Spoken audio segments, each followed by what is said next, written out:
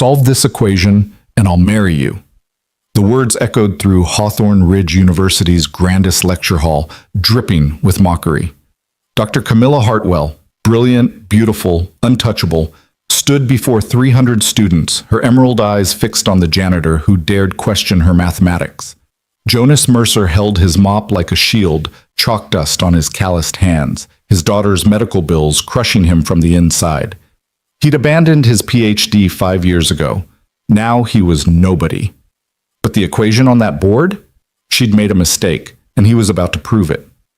Comment below what city you're watching from. I want to see how far this story travels. Now, let me take you back to where it all began. The fluorescent lights of Hawthorne Ridge University's Caldwell Hall hummed their midnight song, casting sterile shadows across rows of empty desks. Jonas Mercer pushed his cleaning cart through the double doors of Lecture Hall 7, the wheels squeaking in protest against the polished marble floor. The smell of industrial cleaner mixed with old books and chalk dust, a combination that had become as familiar to him as breathing. It was 11:47 p.m. In 13 minutes, he'd need to be in the East Wing. In 45 minutes, he'd clock out, drive his 15-year-old Honda Civic back to the trailer park on the edge of town, and collapse into 3 hours of sleep before Lily woke up for her medication. This was his life now. This was what remained of Jonas Mercer, once the brightest mathematical mind Columbia University had seen in a generation. He began with the trash cans, moving methodically through the rows. The lecture hall still bore the residue of the day's final class, crumpled paper, abandoned coffee cups, the occasional granola bar wrapper. Students at Hawthorne Ridge were privileged, careless with what they left behind. Jonas had learned not to judge. He'd been one of them once, in another lifetime. As he worked his way toward the front of the room, his eyes drifted, as they always did, to the massive blackboard that dominated the wall behind the lecturer's podium.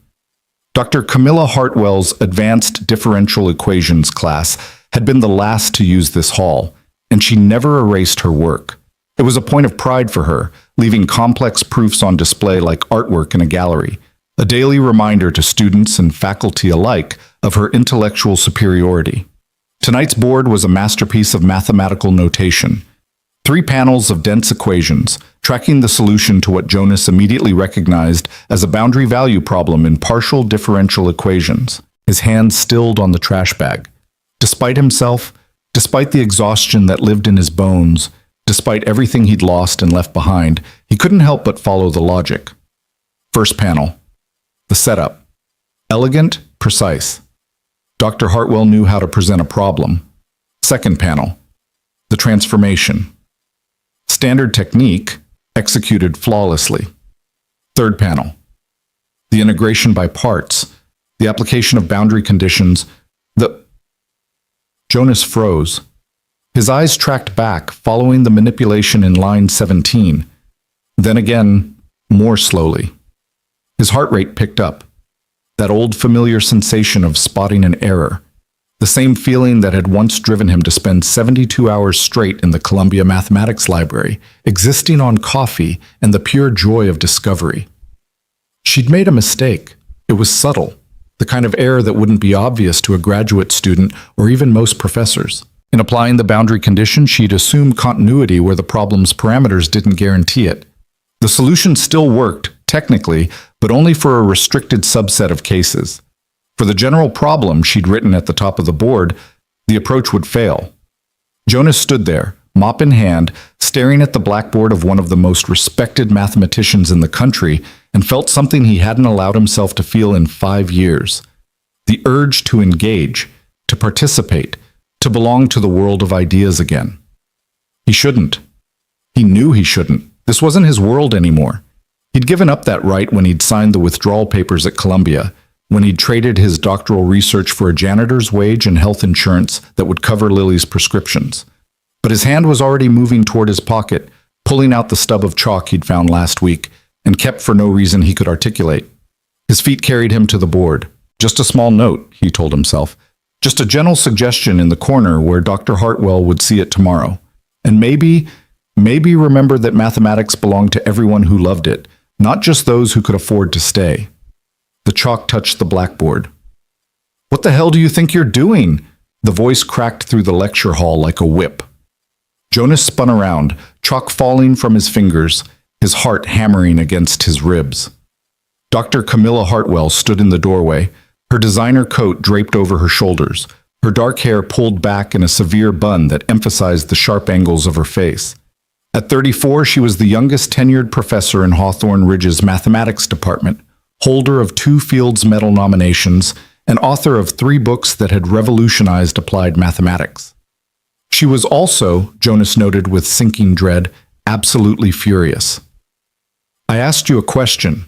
Her heels clicked against the floor as she descended the steps between the rows of desks, each footfall sharp and deliberate.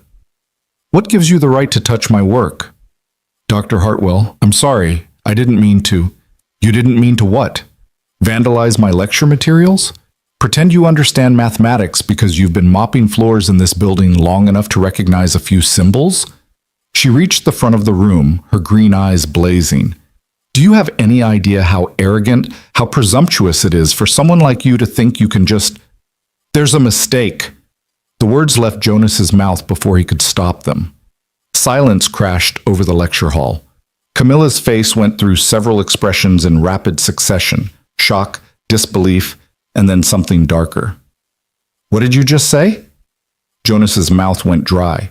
Every instinct screamed at him to apologize, to grab his cart and flee, to protect the job he desperately needed. But he'd already crossed the line, and part of him, the part that had spent 4 years at Columbia proving theorems, the part that had published 6 papers before his 25th birthday, the part he'd buried but never quite killed, that part couldn't back down. Line 17, he said quietly, pointing at the board. When you applied the boundary condition, you assumed the third derivative was continuous at the interface. But the problem parameters, he gestured to the top of the board, only guarantee continuity up to the second derivative. Your solution works, but only for a special case. For the general problem as stated, you'd need a different approach. The silence stretched. Camilla stared at him as if he'd grown a second head. Then she laughed, a sharp, incredulous sound that had no humor in it. I'm sorry, I must be hallucinating. Did the janitor just try to lecture me on differential equations? She turned, and Jonas realized with horror that they weren't alone. A young woman stood in the doorway, one of Dr. Hartwell's graduate students, probably coming back for a forgotten textbook. Rachel, are you hearing this? Rachel shifted uncomfortably, her eyes darting between them. Dr. Hartwell, No, this is fascinating. Camilla crossed her arms, her gaze swinging back to Jonas. Please, continue. Explain to me, someone who has spent 15 years studying mathematics at MIT, Cambridge, and Princeton, where exactly I went wrong. I'm sure your extensive education in, floor maintenance, has given you unique insights. The cruelty in her voice was precise, surgical. Jonas felt his face burning. This was a mistake. Everything about this was a mistake. I shouldn't have said anything. I apologize. He bent to retrieve the fallen chalk, desperate to end this encounter. Oh no, you don't get to do that. Camilla stepped forward, blocking his path. You don't get to question my work and then slink away. If you're going to challenge me, have the courage to stand by it. Her smile was razor sharp. Unless, of course, you were just talking out of your ass, which I suspect is the case. Something in Jonas snapped. Maybe it was the exhaustion. Maybe it was thinking about Lily's upcoming surgery, the bills piling up, the life he'd sacrificed slipping further away with each passing day. Maybe it was simply that he'd been invisible for too long. The boundary condition implies continuity of the solution and its derivatives up to order n1, where n is the order of the differential equation, he said, his voice steady now. Your equation is third order, so you get continuity through the second derivative. To assume third derivative continuity, you'd need additional smoothness conditions on the forcing function, which aren't present in your problem statement. He walked to the board, his movements careful and deliberate. With the chalk stub, he wrote a quick modification to her approach, showing how the solution needed to be split into cases. If you restrict to smooth forcing functions, your method works perfectly. But for the general case you wrote, here, you need to account for possible jump discontinuities in the third derivative at the boundary. The solution exists, but the representation requires weak derivatives and Sobolev space theory. He stepped back. His hand was shaking slightly, but the mathematics on the board was clean, clear, undeniable.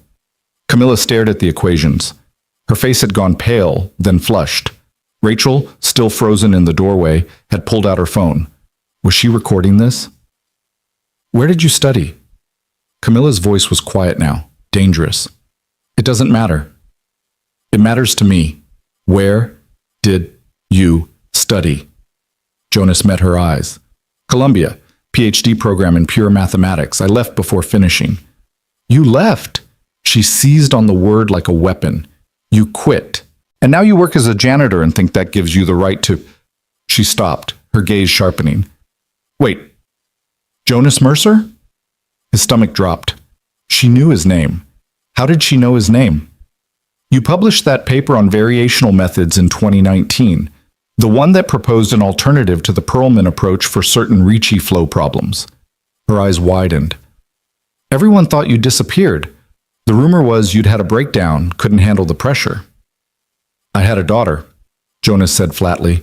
She needed me more than mathematics did. How noble.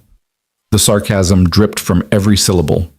And now you're back, lurking around university lecture halls, correcting professors like some kind of mathematical vigilante? She laughed again, brittle and sharp. Let me tell you something, Mr. Mercer. Whatever brilliance you might have had once, you gave it up. You quit. You chose mopping floors over contributing to human knowledge. That was your choice. And you don't get to waltz back in and pretend you still belong in this world. I wasn't pretending anything, Jonas said quietly. I was cleaning the lecture hall. You're the one who asked. I asked what you were doing vandalizing my board. I didn't ask for a lecture from someone who couldn't cut it. She stepped closer, her voice dropping to something intimate and vicious. Here's what's going to happen. You're going to erase whatever nonsense you've written. You're going to apologize, and you're going to remember your place. Because if you don't, I will make one phone call to facilities management, and you'll be out of a job by morning. And we both know you can't afford that, can you? The threat hung in the air between them. Jonas thought of Lily, asleep in their trailer, her medication lined up on the kitchen counter. He thought of the surgery scheduled for 6 months from now, the money he was desperately trying to save. He thought of every compromise he'd made, every piece of himself he'd sacrificed to keep her alive and safe. Then he thought of the mathematics on the board, the pure crystalline truth of it. No, he said. Camilla blinked. Excuse me? The math is correct. I won't erase it. If you want to fire me for being right, that's your choice. His voice was calm, steadier than he felt. But I won't apologize for knowing something you didn't. For a moment, he thought she might actually hit him. Her whole body tensed, her hands clenching into fists. Rachel had definitely been recording. Her phone was raised, capturing every second of this disaster. Then Camilla smiled, and it was worse than her anger. You know what? Keep it up there. In fact, let's make this interesting. She pulled out her own phone, tapping rapidly. The Euler challenge is in 2 weeks. Are you familiar with it? Jonas's heart sank. Of course he was familiar with it. The Euler Mathematical Challenge was the most prestigious mathematics competition in North America, drawing the best graduate students and researchers from across the continent. He dreamed of competing in it once, before reality had intervened. It's invitation only, he said. Usually, yes. But I'm on the organizing committee, and I have discretion to extend special invitations to unique candidates. Her smile widened. Congratulations, Mr. Mercer. You've just been invited to compete. I can't or won't. I thought you said the math was correct. I thought you were confident in your abilities. She tilted her head, mock innocent. Unless you were just showing off. Unless deep down you know that real mathematics, the kind done under pressure, in competition with the best minds in the field, is beyond someone who quit. It was a trap. Jonas could see the gears turning in her mind. She was going to humiliate him publicly, prove that whatever talent he'd once had was gone, rusted away by 5 years of mopping floors and changing Lily's bedsheets. He should refuse. He should walk away. What are the terms? He heard himself ask. Camilla's eyes gleamed. Simple. You compete. If you place in the top 3, I'll publicly acknowledge your correction tonight. I'll apologize for underestimating you. I'll even write a letter of recommendation if you want to go back to Columbia. And if I don't place, then you admit you were wrong tonight. You apologize to me in front of the entire mathematics department, and you stop pretending you're anything other than what you are, someone who couldn't handle the real work of mathematics. She paused. Oh, and one more thing, just to make it interesting. She stepped close enough that Jonas could smell her perfume, something expensive and cold. If you solve the final problem, the one I personally select, I'll marry you. The words hung in the air, absurd and cruel. That's not... What? Not appropriate? Not professional? She laughed. Of course it's not. It's a joke, Mr. Mercer, because we both know you won't solve it.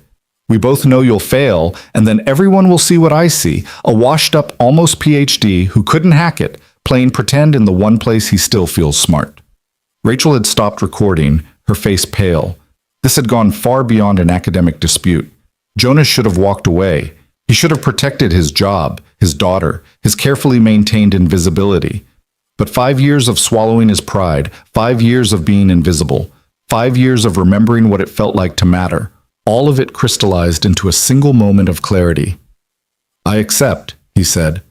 Camilla's smile faltered for just a second. She hadn't expected that.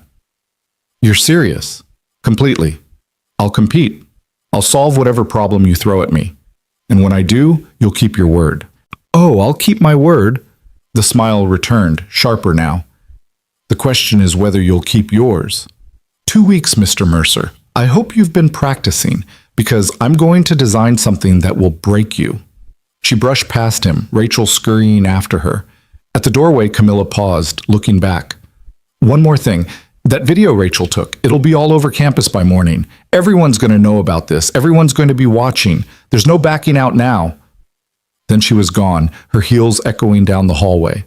Jonas stood alone in the lecture hall, staring at the equations on the board, his corrections in white chalk against Camilla's confident black notation. What had he done? What had he just agreed to? His phone buzzed, a text from Maria, his neighbor who watched Lily when he worked nights. Lily's awake, asking for you. Nothing urgent, just missing Daddy. He looked at the message, then at the mathematics on the board, then at the janitor's cart waiting patiently by the door. 2 weeks. He had 2 weeks to remember who he used to be, to prove that brilliance didn't expire just because life got in the way. 2 weeks to show his daughter that sometimes you had to fight for your dignity even when the odds were impossible. 2 weeks to do the impossible. Jonas picked up his mop and went back to work. But in his mind, he was already running through theorems, reviewing techniques, dusting off neural pathways he'd thought were permanently closed. Camilla Hartwell had made a mistake tonight. Not in her mathematics, though she had. Her real mistake was assuming that Jonas Mercer had truly given up on who he was. The next morning, Jonas's phone exploded. The video had gone viral, not just across Hawthorne Ridge's campus, but across academic social media. Janitor corrects. Renowned professor was trending on Twitter. Mathematics subreddits were analyzing the board work. Someone had even created a hashtag, #JanitorProdigy. Jonas watched the numbers climb as he fed Lily her breakfast, scrambled eggs with cheese, cut into small pieces so she wouldn't strain herself chewing. The video had been edited to show just the confrontation, Camilla's mocking tone, Jonas's calm corrections, the final devastating challenge. Daddy, you're famous! Lily's 8-year-old voice was bright with excitement as she scrolled through his phone. Everyone's talking about you. It's not that simple, sweetheart. Jonas took the phone back gently. Being famous isn't always good. But you were so smart. You showed that mean lady that you know things. Lily's face fell slightly. She was mean, wasn't she?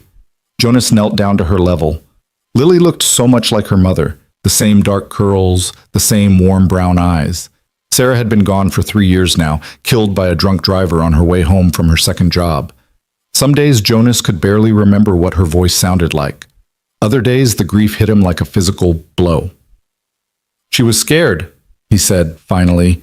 Sometimes when people are scared, they say mean things. Why was she scared of you? How to explain this to an 8-year-old? How to explain that academic prestige was a fragile thing, that Camilla had built her identity on being the smartest person in every room, that his very existence threatened her carefully constructed world? Sometimes people spend a long time becoming good at something, Jonas said.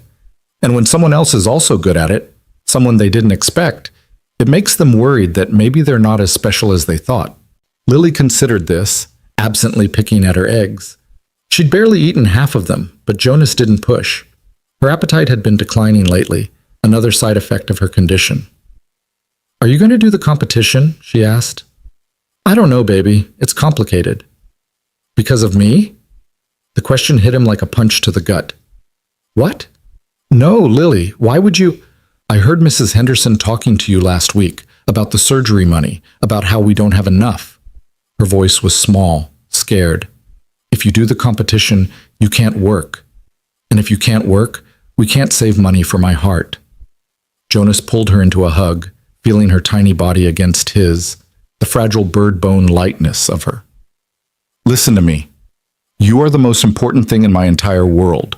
Whatever happens with this competition, with anything else, that doesn't change, okay?" She nodded against his shoulder, but he could feel her uncertainty. The truth was, Lily had a point.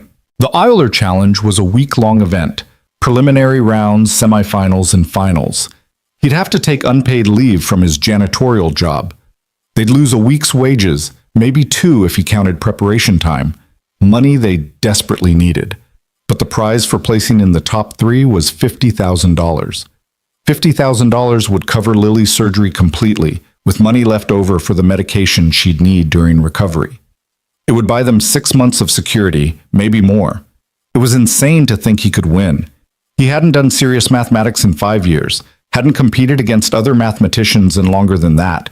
Camilla would have access to resources, preparation materials, inside knowledge of how the competition worked. She'd been on the organizing committee for 3 years. And yet, that night in the lecture hall, the mathematics had come back to him like breathing. The joy of it, the precision, the elegance.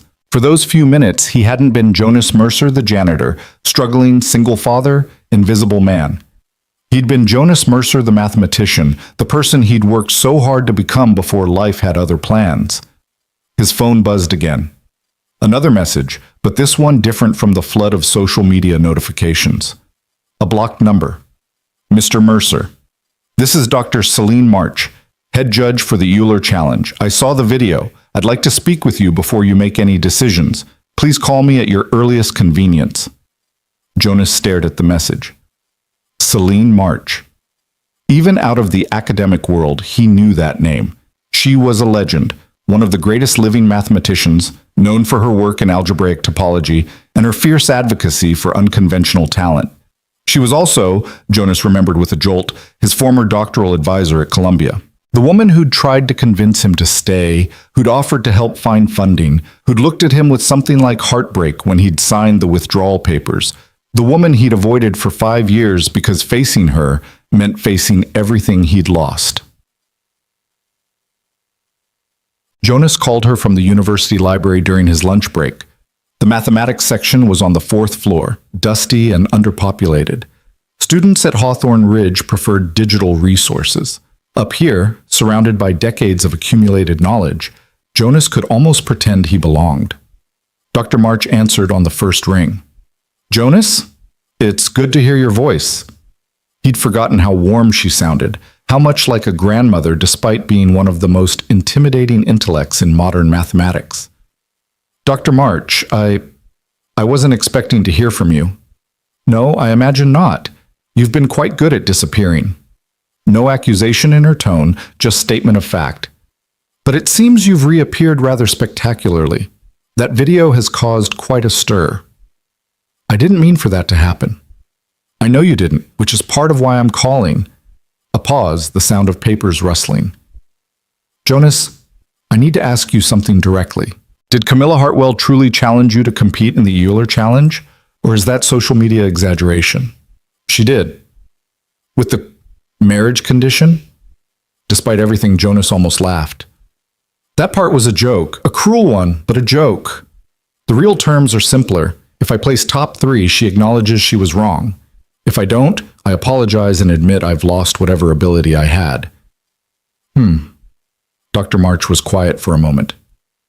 Jonas, I need to tell you something about Camilla Hartwell. She's brilliant, genuinely brilliant, but she's also been under enormous pressure. Her department is being threatened with budget cuts. She's been using her prestige to keep her research group funded. An incident like this being corrected by a janitor. I understand, Jonas said, though he wasn't sure he did. I'm not excusing her behavior. What she did was unprofessional and cruel, but I want you to understand the context. Another pause. More importantly, I want to know if you're actually going to compete. I don't know. Because of money?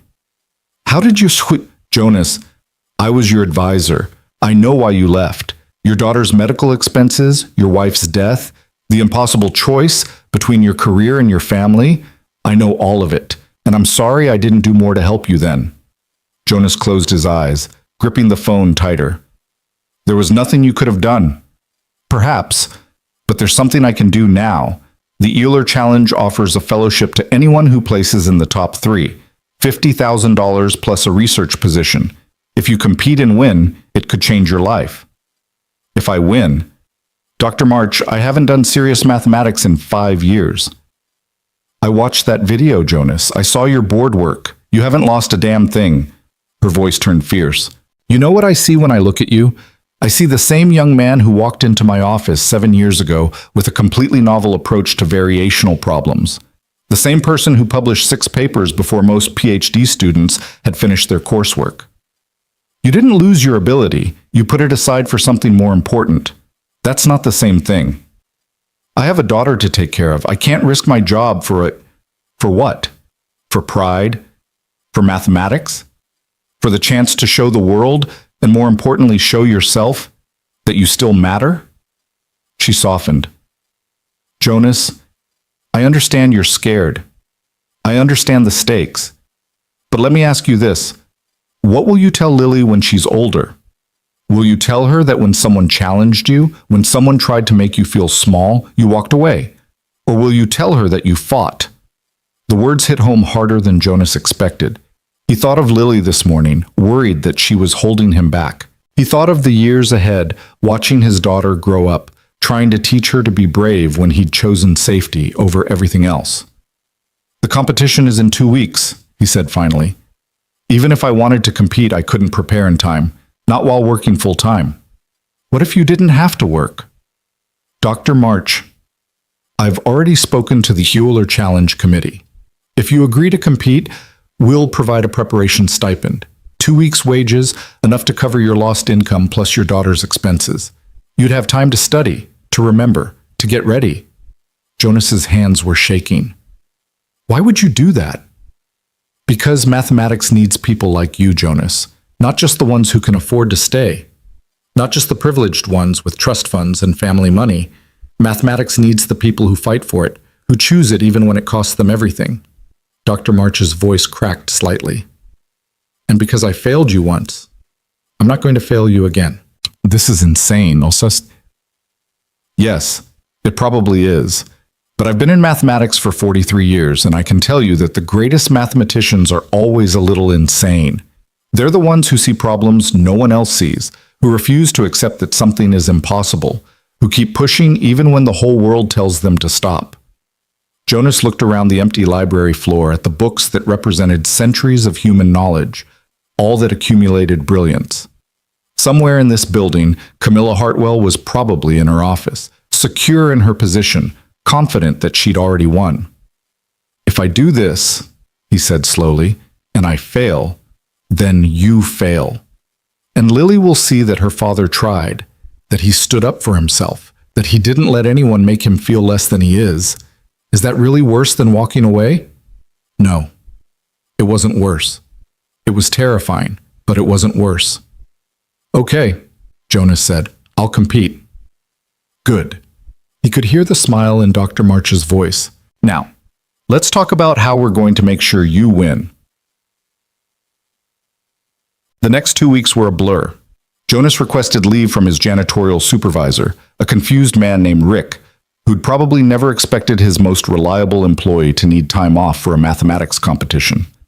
The stipend from Dr. March arrived the next day, exactly as promised. enough to cover their bills, Lily's medications, and even a little extra. He arranged for Maria to watch Lily after school, explaining the situation in the vaguest possible terms. Maria, a retired schoolteacher with infinite patience and a genuine love for Lily, agreed immediately. "You go show them what you're made of," she'd said, patting his hand. "That little girl needs to see her daddy shine." And then Jonas dove into mathematics like a drowning man finding air. It was harder than he'd expected. Not the concepts themselves, those came back with surprising speed, but the stamina, the ability to focus for hours at a time, to hold complex structures in his mind without losing track of the details. His brain felt rusty, cobwebbed, like a machine that had been in storage too long. Dr. March sent him practice problems, each one calibrated to push him slightly beyond his current limit.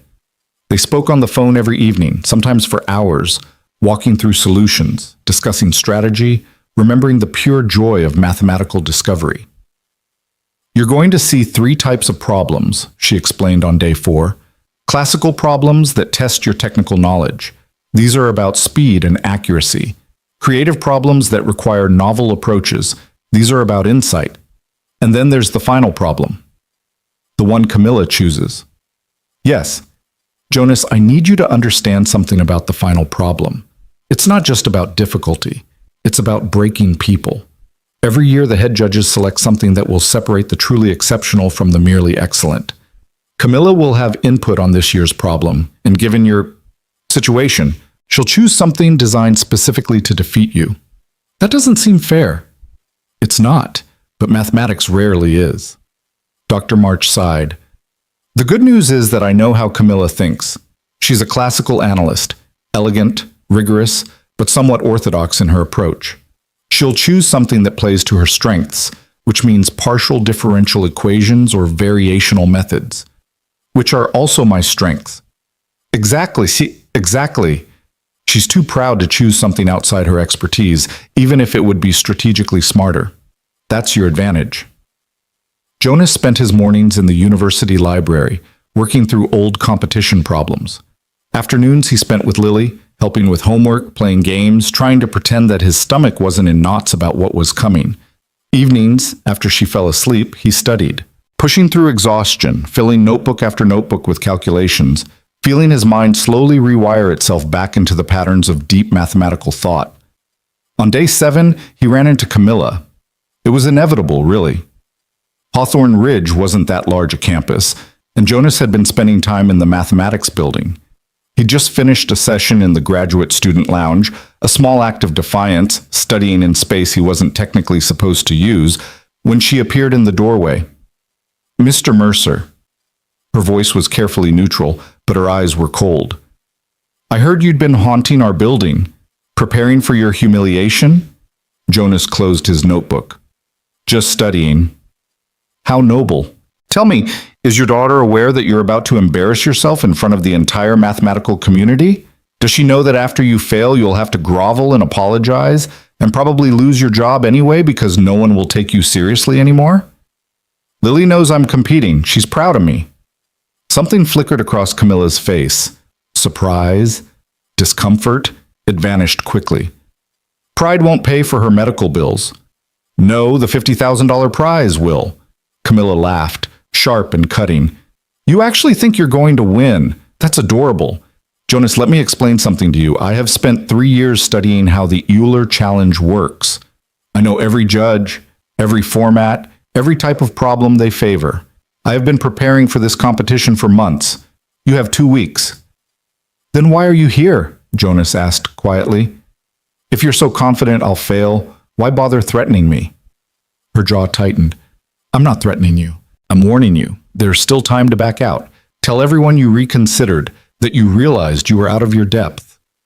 No one would blame you. You could keep your job, your dignity, and avoid the spectacle that's coming. Why do you want me to quit so badly?" "Because watching you fail will be painful." The words burst out of her, raw and honest. "Because despite everything, I remember your papers. I remember thinking that Jonas Mercer might actually contribute something meaningful to mathematics. And now I'm going to have to destroy you publicly. And a part of me hates that, okay? A part of me wishes you'd just stayed quiet, stayed invisible, stayed in whatever comfortable delusion let you pretend you were still a mathematician. The silence in the lounge was absolute. Jonas stood slowly, gathering his notebooks. Dr. Hartwell, I don't think you understand. I'm not competing against you. I'm competing for my daughter, for the chance to give her the surgery she needs without drowning in debt, for the opportunity to show her that her father didn't give up on himself completely. So no, I'm not backing out. And when I solve that final problem, when I prove that brilliance doesn't have an expiration date, I hope you'll have the grace to keep your word. He walked past her, close enough to see that her hands were shaking slightly. I'm going to destroy you, she whispered. You're going to try, Jonas said. That's not the same thing. The day before the competition, Jonas took Lily to the park. It was her favorite place, a small green space near the trailer park with swings and a rusty merry-go-round. Jonas pushed her gently, watching her laugh as the swing arced through the air. She couldn't go too high, her heart condition meant limiting physical exertion, but within safe limits she was still a kid, still capable of joy. Daddy? She called as he caught the swing, slowing her down. Are you scared about tomorrow? Terrified, Jonas admitted. But that's okay. Being scared doesn't mean you can't do something. Lily thought about this as he helped her off the swing. They walked to a bench, sitting together in the afternoon sun. Mom would be proud of you, Lily said suddenly. Jonas's throat tightened. Yeah? Yeah, she always said you were the smartest person she ever met. She used to tell me stories about how you'd explain math to her, and even though she didn't understand it, she loved watching you talk about it because you got so happy. I didn't know she told you that. She told me lots of things. Lily leaned against him. She said that when you loved something, really loved it, it made you light up from the inside. She said that's how she knew she wanted to marry you, because you cared so much about everything. Jonas pulled her close, breathing in the smell of her strawberry shampoo. I love you more than anything, Lily. More than mathematics, more than anything else in this world. I know, Daddy. That's why you have to win tomorrow. Sweetheart, I might not. You have to win, she insisted, pulling back to look at him with fierce, serious eyes. Not for the money. Not even for my surgery. You have to win because if you don't, you'll always wonder if you could have. And that will make you sad. And I don't want you to be sad. How did 8-year-olds become so wise? When did you get so smart? Jonas asked, tickling her gently until she giggled. I learned from you, she said simply. That night, Jonas sat at their tiny kitchen table, reviewing his notes one last time. Tomorrow morning, the competition would begin. Preliminary rounds testing speed and accuracy on classical problems. Then semifinals separating the exceptional from the merely excellent. And finally, if he made it that far, the final problem. The impossible problem. The one designed to break him. His phone buzzed. A message from Dr. March. Remember, mathematics is not about being the fastest or the cleverest. It's about being the most honest, the most willing to follow an idea wherever it leads. Trust yourself, Jonas. You belong in that room. Another message. This one from an unknown number. Good luck tomorrow, Mr. Mercer. I'll be watching. And when you fail, I'll be there to collect your apology. Dr. Hartwell. Jonas turned off his phone. He walked into Lily's room, watching her sleep in the glow of her nightlight. Her breathing was steady, peaceful. On her nightstand, she'd arranged her favorite stuffed animals in what she called a cheer squad. Apparently, they'd be rooting for him tomorrow. I'm going to try, he whispered to her sleeping form. I'm going to try as hard as I can, and no matter what happens, I want you to know that you made me brave enough to do this. He kissed her forehead and retreated to his own room.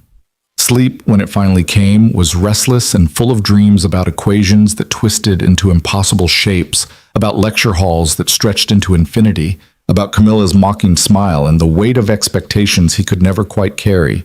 Tomorrow would decide everything. Tomorrow would prove whether Jonas Mercer was truly finished, or whether brilliance, real brilliance, was something you carried inside you forever, dormant but never truly dead. Tomorrow would show the world that genius could wear any uniform. And as the dawn light crept through his window, Jonas felt something he hadn't allowed himself to feel in 5 long years. Hope. The Euler Challenge took place in the Ashford Convention Center, a sprawling glass and steel structure in downtown Boston that seemed designed to make everyone inside feel simultaneously important and insignificant. Jonas arrived at 7 in the morning, 2 hours before the preliminary rounds would begin, his hands trembling slightly as he pushed through the revolving doors into the marble-floored lobby. The space was already filling with competitors. Jonas recognized the type immediately. Young, confident, most of them in their mid-20s, wearing university hoodies from MIT, Stanford, Princeton, Cambridge. They moved in clusters, discussing papers and professors with the easy camaraderie of people who knew they belonged. Graduate students with grants and stipends, postdocs with publications, a few young professors looking to make names for themselves. And then there was Jonas, 32 years old, wearing a Goodwill button-down shirt and carrying a backpack that had once belonged to Sarah. He felt like an imposter before he'd even registered. Jonas Mercer? A young woman with a clipboard approached him, her smile professional and practiced. Her name tag read, Emily, competition coordinator. Behind her, Jonas could see a registration desk where other competitors were collecting badges and information packets. Yes, that's me. Emily's smile brightened, becoming genuine. Oh my God, you're the janitor. I mean, not that you're just a janitor. I saw the video. Everyone's been talking about you. This is so exciting. She caught herself, blushing. Sorry, that was unprofessional. Let me get you checked in. She led him to the registration desk, still chattering. You've created quite a buzz, you know. Half the people here think you're going to be amazing, and the other half think you're going to crash and burn. Oh God, sorry. That was also inappropriate. I really need to learn when to stop talking. Despite his nerves, Jonas found himself smiling. It's okay. I'm pretty sure both halves might be right. Well, either way, it's going to be interesting. Emily handed him a badge with his name and competitor number, 247. You're in the Hawthorne bracket for preliminaries. Pure coincidence on the name, I swear. Dr. March specifically requested that you be assigned to her observation group. Dr. March is here? She's one of the head judges. Didn't you know? Emily consulted her clipboard. Actually, looking at the panel, you've got quite the audience. Dr. March, Dr. Richardson from Yale, and... She paused, her expression becoming carefully neutral. Dr. Hartwell from Hawthorne Ridge University. Of course. Camilla would be judging. She'd want a front row seat to his failure. Jonas took the badge and information packet, thanking Emily before moving away from the desk. The packet contained a schedule, competition rules, and a map of the facility. Preliminary rounds would take place in several large conference rooms, each with about 50 competitors. Problems would be projected on screens, and contestants would work at individual stations. 3 hours, 10 problems, increasing in difficulty. The top 20% from each bracket would advance to semifinals the next day. From there, the top 10 would compete in the finals. Simple. Brutal. Designed to expose any weakness. Jonas found a quiet corner near a window and tried to steady his breathing.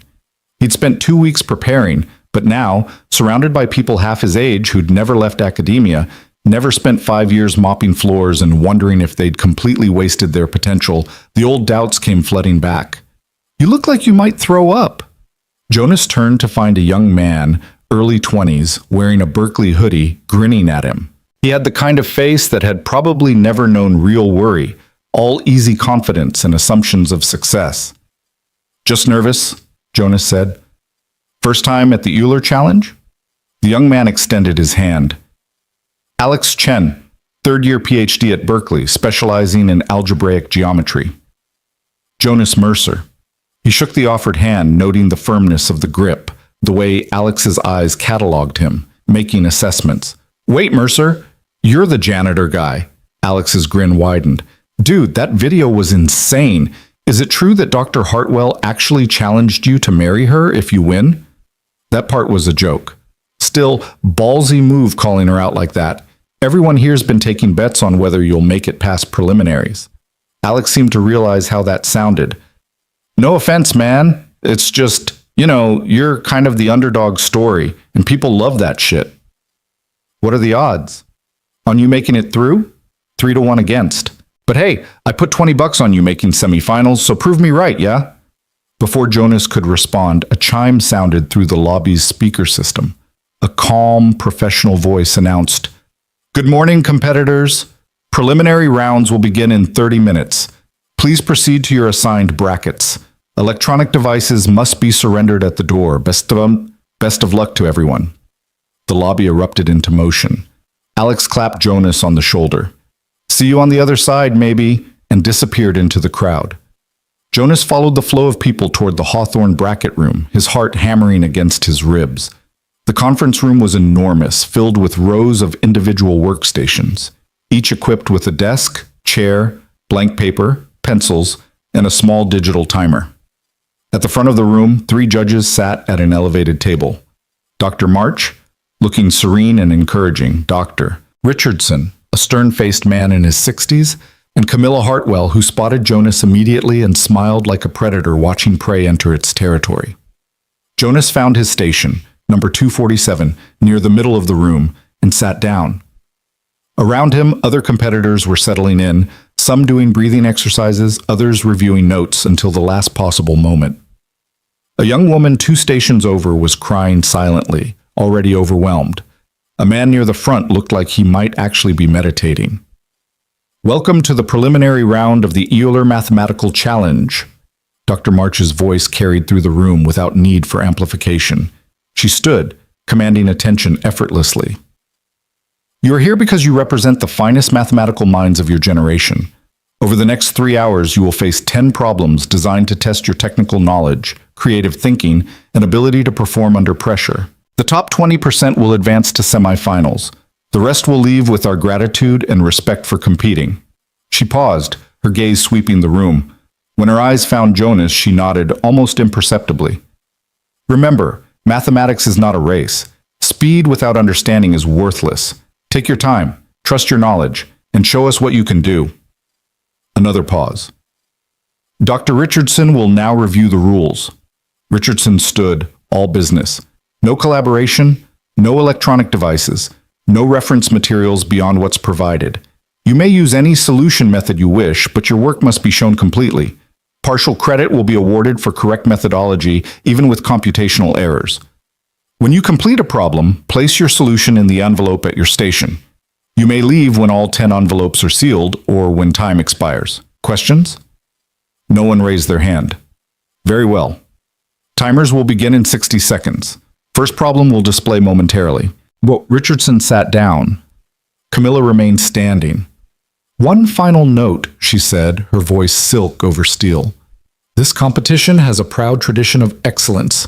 We expect all competitors to rise to that standard, regardless of their background." Her eyes locked on Jonas. "Those who cannot will be quickly exposed. Good luck." The screens flickered to life.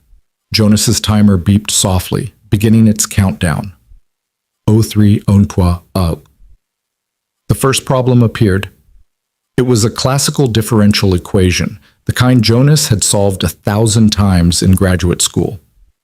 Find the general solution to a second-order linear equation with specific boundary conditions. Standard technique, methodical process. He picked up his pencil and began to work. The muscle memory came back immediately.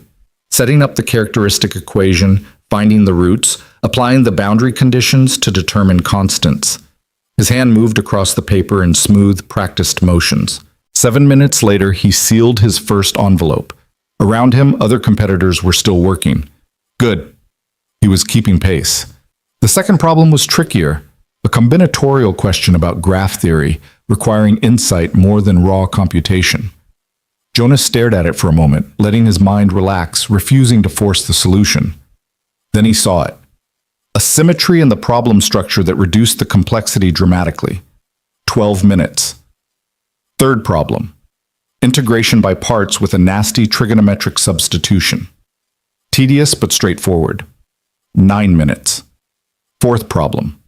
A probability question involving conditional expectations. Jonas felt a moment of panic. Probability had never been his strongest area, but he worked through it methodically, checking each step twice. 17 minutes. He was 45 minutes into the exam with 4 problems completed. The room had grown quieter as competitors settled into their work. Jonas allowed himself a glance around. The young woman who'd been crying was gone, her station empty. Several others looked frustrated, erasing and rewriting. A few, like the meditating man, appeared calm and focused. Fifth problem appeared on his screen, a question about Banach spaces and fixed-point theorems. Jonas felt something click in his brain. This was topology, real analysis, the foundations of functional analysis. This was his territory. He lost himself in the problem, barely aware of time passing. The solution unfolded like a flower opening, each step leading naturally to the next. When he finished, he realized he'd been smiling.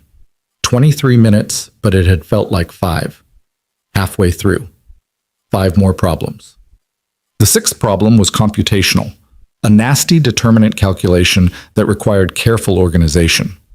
Jonas worked through it with deliberate precision, double-checking each arithmetic step. 15 minutes. Seventh problem, vector calculus. Green's theorem applied to a parametric surface. Standard technique, but the parametrization was clever, designed to trap careless mistakes. Jonas took his time, verifying each transformation. 19 minutes. He was 2 hours in, 3 problems remaining, and the difficulty was clearly ramping up.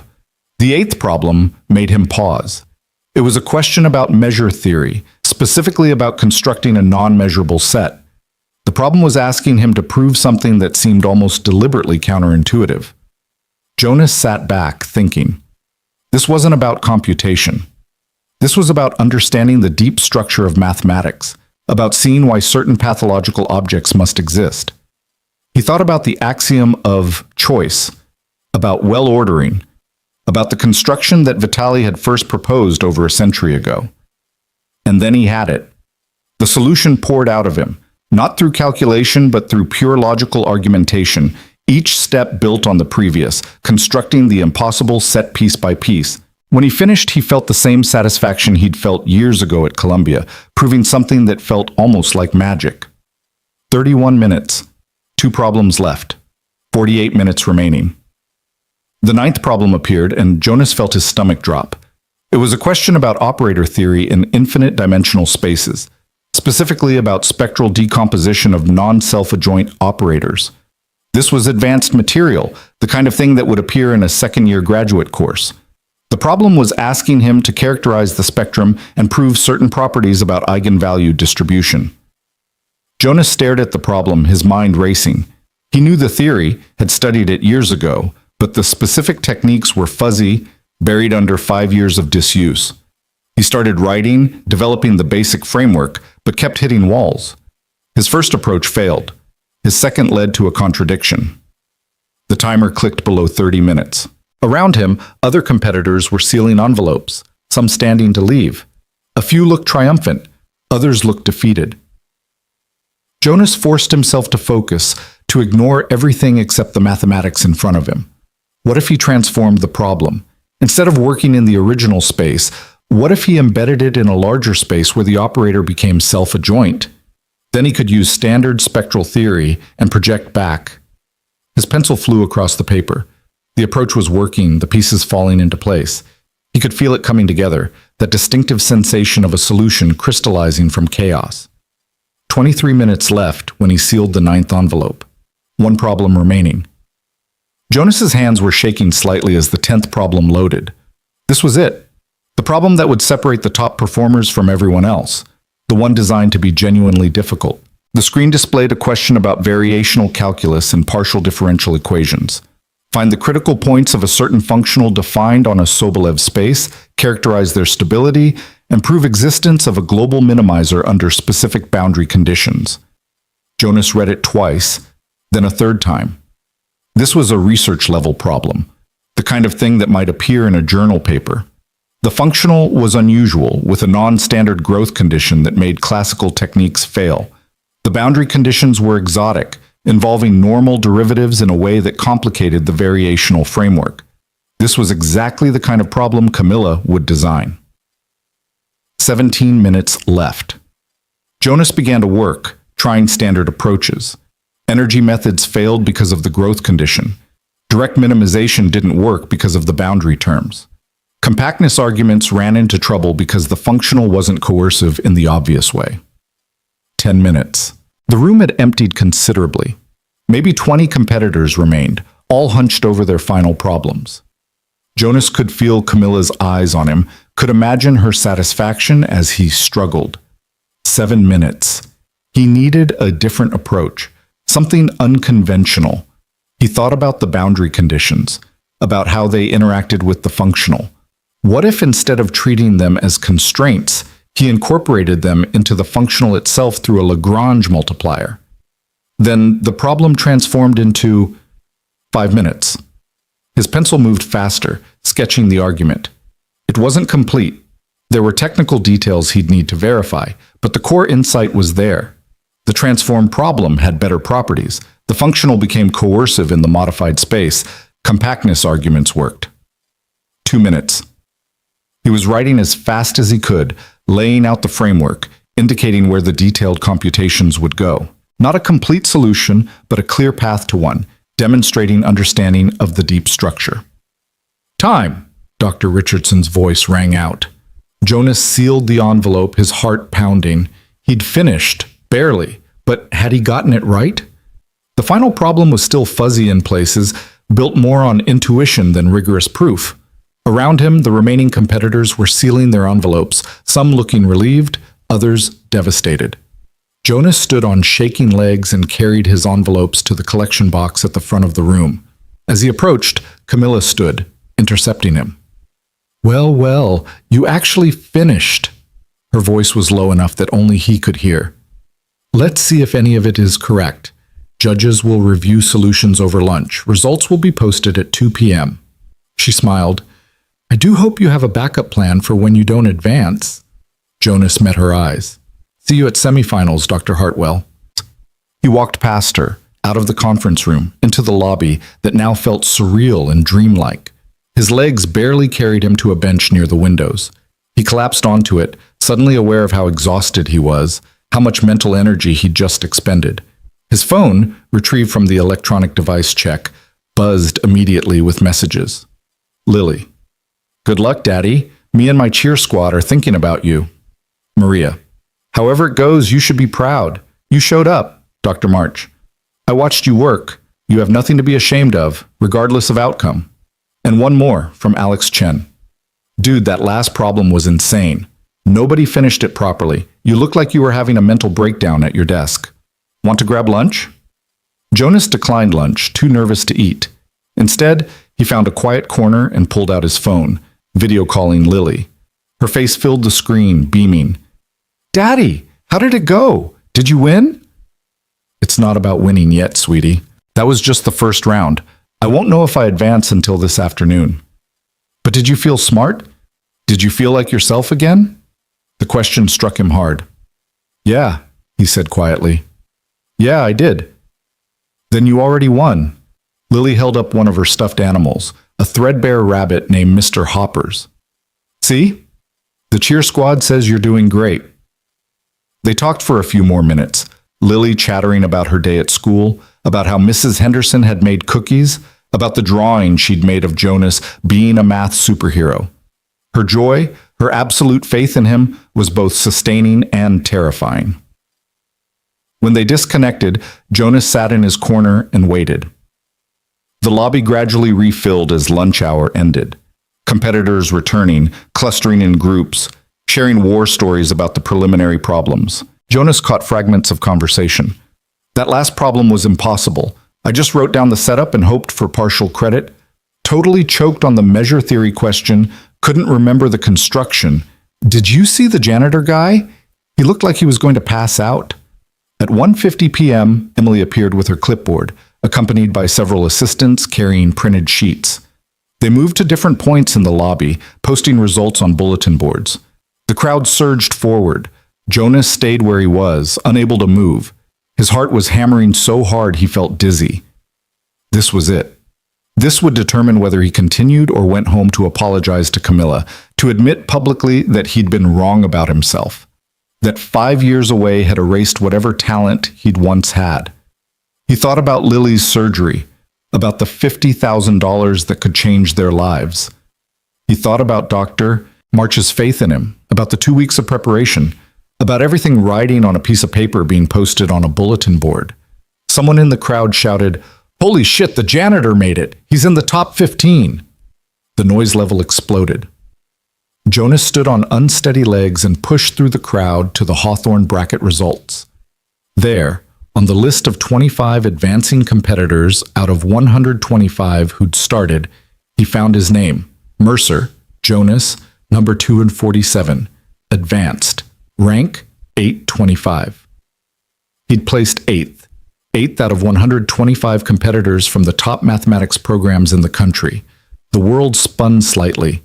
Jonas gripped the bulletin board to steady himself. He'd actually done it. Congratulations, Mr. Mercer. He turned to find Dr. March standing behind him, her expression warm. You performed exactly as I knew you would. Your solutions to problems 5, 7, and 8 were particularly elegant. The 10th problem was incomplete, yes, but your approach was correct. You identified the key insight about transforming the functional. With more time, I believe you would have finished it properly. She paused. Only 3 competitors in your bracket solved it completely. You were in excellent company for getting as far as you did. Who solved it completely? Jonas had to know. Dr. March's expression became carefully neutral. Dr. Hartwell, for one, she was competing as well as judging, a rather unusual arrangement she insisted upon. She finished with 45 minutes to spare and achieved a perfect score. Of course she had. Jonas felt a complicated mixture of emotions, respect for Camilla's undeniable brilliance, resentment at the implicit superiority, and something else he couldn't quite name. She'd completed in 2 hours 15 minutes what had taken him the full 3 hours, and she'd gotten everything right. Don't compare yourself to her, Doctor, March said softly, reading his expression. She's been preparing for months and has been teaching this material professionally for years. You held your own after 2 weeks of study and 5 years away. That's remarkable, Jonas. Semifinals are tomorrow, Jonas said. What should I expect? Harder problems. Fewer of them, usually 5 over 4 hours. More conceptual, less computational. The field will narrow from about 125 advancers across all brackets to the top 10 overall. She squeezed his shoulder. Get some rest tonight. You've already proven you belong here. Tomorrow, prove you can win. The afternoon became a blur of congratulations from other competitors, including Alex Chen, who collected his winnings and bought Jonas a coffee, and media attention. Apparently 3 news outlets were covering the janitor prodigy story, which Jonas found both flattering and mortifying.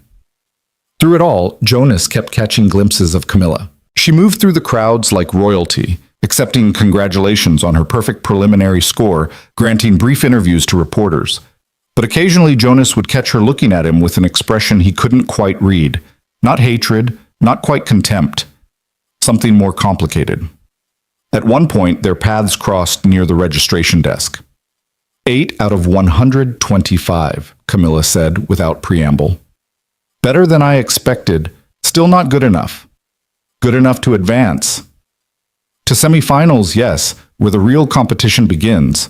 She stepped closer, her voice dropping. Did you enjoy today, Jonas? Did you feel that old familiar rush of solving problems, of being the smartest person in the room? Or second smartest, in your case?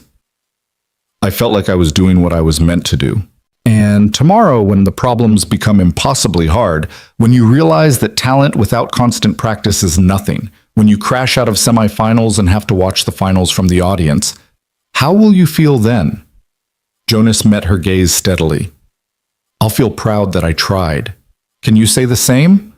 When was the last time you risked failing at something that mattered? Something flickered in her eyes. Surprise, maybe, or recognition. For a moment, the mask slipped, and Jonas saw something underneath. Fear. Camilla Hartwell was terrified, but the mask returned immediately. I risk failure every day in my research. The difference is I have the skills to succeed. You're operating on borrowed time and faded glory. She turned to leave, then paused. Get some rest, Mr. Mercer. Tomorrow's problems will require more than luck and desperation. She disappeared into the crowd, leaving Jonas standing alone with the strangest realization. Camilla wasn't just trying to defeat him. She was trying to convince herself that she deserved her position, that her success was meaningful, that the world made sense. And Jonas's very existence threatened all of that. The drive back to the trailer park took 2 hours through evening traffic. Jonas spent it replaying the day, analyzing where he'd struggled, what he needed to review before tomorrow. The preliminary round had tested breadth of knowledge. Semifinals would test depth, the ability to see connections others missed, to synthesize ideas from different fields, to create something new under pressure.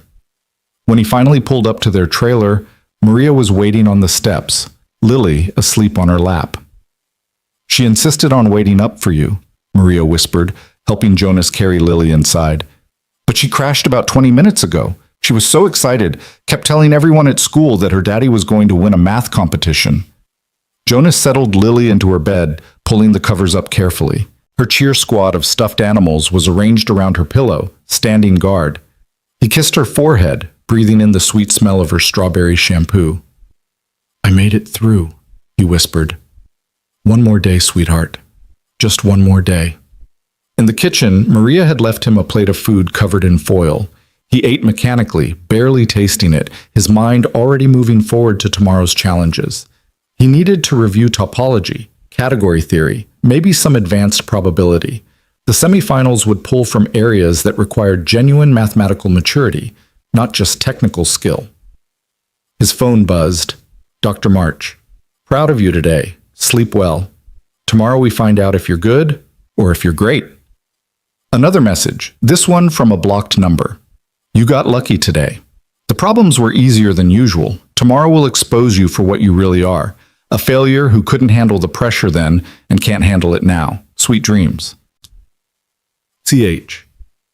Jonas stared at Camilla's message for a long moment. Then he deleted it and turned off his phone. She was wrong. She had to be wrong. Because if she wasn't, if he really was just a washed-up, almost PhD playing pretend, then everything he'd sacrificed, everything he'd given up, all of it had been for nothing. He couldn't let that be true. Jonas pulled out his notebooks and studied until 2 in the morning, reviewing techniques, working practice problems, preparing for whatever tomorrow would bring. When he finally collapsed into bed, his dreams were full of equations that twisted into impossible shapes, of Camilla's mocking smile, of Lily asking if they'd won yet. At 6 a.m., his alarm shattered the fragile sleep he'd managed. Jonas dragged himself out of bed, made coffee, reviewed his notes one more time. His hands were steadier today, his mind sharper despite the exhaustion. He'd proven something yesterday, to himself if no one else. Today, he would prove it again. Today, he would show them all that Jonas Mercer wasn't finished, not even close. The semifinals took place in a smaller venue, an auditorium within the convention center that felt simultaneously more intimate and more intimidating.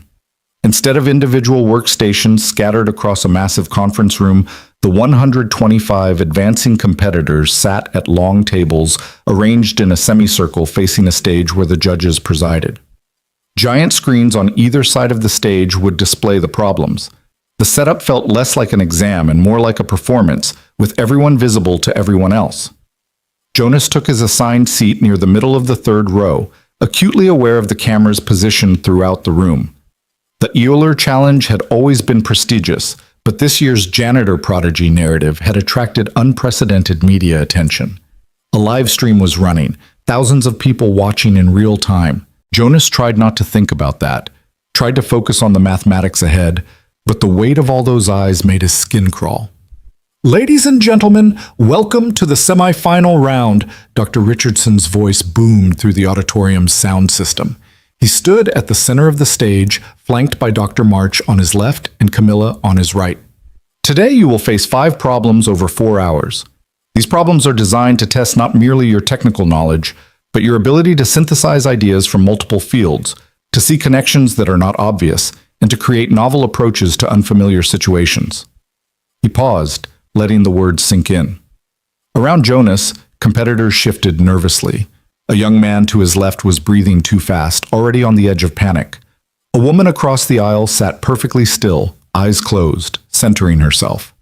The top 10 competitors by cumulative score will advance to tomorrow's finals. In case of ties, we will evaluate solution elegance and originality as tiebreakers. Richardson gestured to the screens. You may begin when the first problem appears. Remember, there is no partial credit in semifinals. Solutions must be complete and rigorous. Good luck. The screens flickered to life, and Jonas felt his stomach clench. The first problem was about homotopy theory and algebraic topology. It asked competitors to prove that a certain topological space was not simply connected by constructing an explicit loop that could not be continuously deformed to a point. The setup was deceptively simple, but Jonas immediately saw the trap. The obvious approaches would fail because the space had unusual properties that violated typical intuitions. He began to work, sketching the space in his notebook, thinking about fundamental groups and covering spaces. Around him, the auditorium had fallen into concentrated silence, broken only by the scratch of pencils on paper and occasional frustrated sighs. The young man to his left had already given up on the first problem, moving to the second. The woman across the aisle was still on the first, her face creased with concentration. Jonas worked through the construction carefully, using Van Kampen's theorem to decompose the space into simpler pieces, analyzing how loops in each piece could combine. The solution required seeing that the space was actually homeomorphic to something familiar if you performed the right transformation. 38 minutes later, he had a complete proof. He glanced at the screens. The second problem was now displayed alongside the first. It was a question about functional analysis and operator theory, asking about the spectrum of a specific operator on a Hilbert space. Jonas read it twice, feeling a chill of recognition. This was very similar to the material Camilla had included in her lecture, the one he'd corrected. Was this intentional? Was she testing him specifically? He dove into the problem, using spectral theory and resolvent analysis. The operator had some unusual properties that made standard techniques fail initially, but Jonas found a way to perturb it slightly, solve the perturbed problem, and then take a limit to get back to the original. The mathematics flowed smoothly, each step building on the last. 42 minutes. 2 problems down, 3 to go. Jonas was an hour and 20 minutes into the exam. The third problem appeared on screen, and immediately the auditorium's energy shifted. Jonas heard someone nearby gasp. The woman across the aisle went pale. It was a problem about algebraic geometry and complex manifolds, requiring knowledge of sheaf cohomology and intersection theory.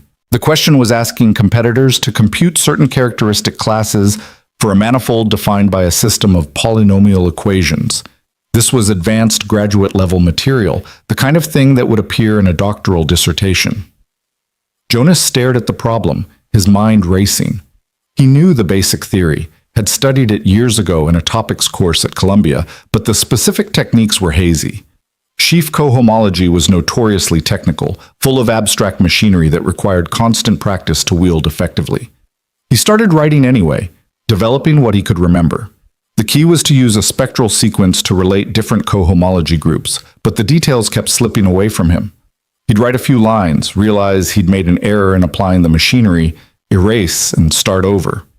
90 minutes in, Jonas was still stuck on the third problem. Around him, other competitors were moving forward. Camilla, sitting in the front row as both judge and competitor, had sealed 3 envelopes already. She caught Jonas's eye and smiled, mouthing something that looked like struggling. Jonas forced himself to breathe, to think clearly. He couldn't brute force this with technique he didn't have. What if he approached it differently? Instead of using the full machinery of sheaf cohomology, what if he used a more elementary geometric argument? The manifold had certain symmetries that might simplify the computation. He started fresh with this approach, and suddenly things began to click. The geometric perspective revealed structure that the algebraic approach had obscured. Within 20 minutes, he had a solution. Not the sophisticated one using advanced machinery, but a clever elementary argument that got to the same answer. It was the kind of solution that Dr. March would love. Elegant, intuitive, showing genuine understanding rather than just technical prowess. He sealed the envelope and moved to the fourth problem, now 2 hours and 10 minutes into the exam. The fourth problem was about differential geometry and geodesics on curved spaces. It asked competitors to characterize the closed geodesics on a specific Riemannian manifold and determine which were stable. Jonas felt more confident here. Differential geometry had been his focus area at Columbia.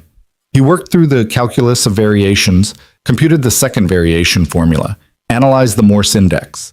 The solution was long and computational, requiring careful tracking of signs and indices, but Jonas moved through it systematically. When he finished, he'd filled 8 pages with calculations. 53 minutes. 2 hours and 45 minutes elapsed. One problem remaining, just over an hour left. The 5th and final problem appeared, and Jonas immediately understood why Dr. March had warned him. This wasn't just difficult, it was vicious. The problem was about variational calculus and partial differential equations, similar to the 10th problem from preliminaries but significantly harder. It asked competitors to prove existence and uniqueness of solutions to a specific elliptic PDE with unusual boundary conditions and nonlinear terms. The functional wasn't convex, so standard direct minimization methods would fail. The nonlinearity grew supercritically, which meant compactness arguments were subtle. The boundary conditions were non-local, making integration by parts problematic. This was a research problem, the kind of thing that might take weeks or months to solve properly. They had an hour. Jonas read the problem 3 times, his mind spinning. This had Camilla's fingerprints all over it. The specific combination of difficulties was designed to require exactly the techniques she'd mastered in her doctoral work. For someone like her, with years of experience in this specific area, it might be tractable. For Jonas, 5 years removed from active research, he had to try anyway. He started by trying to reformulate the problem, looking for hidden structure. Could the nonlinearity be handled with a fixed-point argument? No, the mapping wasn't contractive. Could he use mountain pass theory to find critical points? Maybe, but the geometry was wrong. The functional didn't have the right shape. 45 minutes left. Jonas tried building approximate solutions, hoping to use a limiting process. He set up a sequence of regularized problems that were easier to solve, proved that solutions existed for the regularized problems, then tried to pass to the limit. But the convergence was weak, and he couldn't get the strong convergence needed to handle the nonlinear terms. 30 minutes. Frustration built in his chest. He could feel the solution, could sense it was just out of reach, but every approach led to a wall. Around him, other competitors were sealing envelopes. Whether with solutions or with their best attempts, Jonas couldn't tell.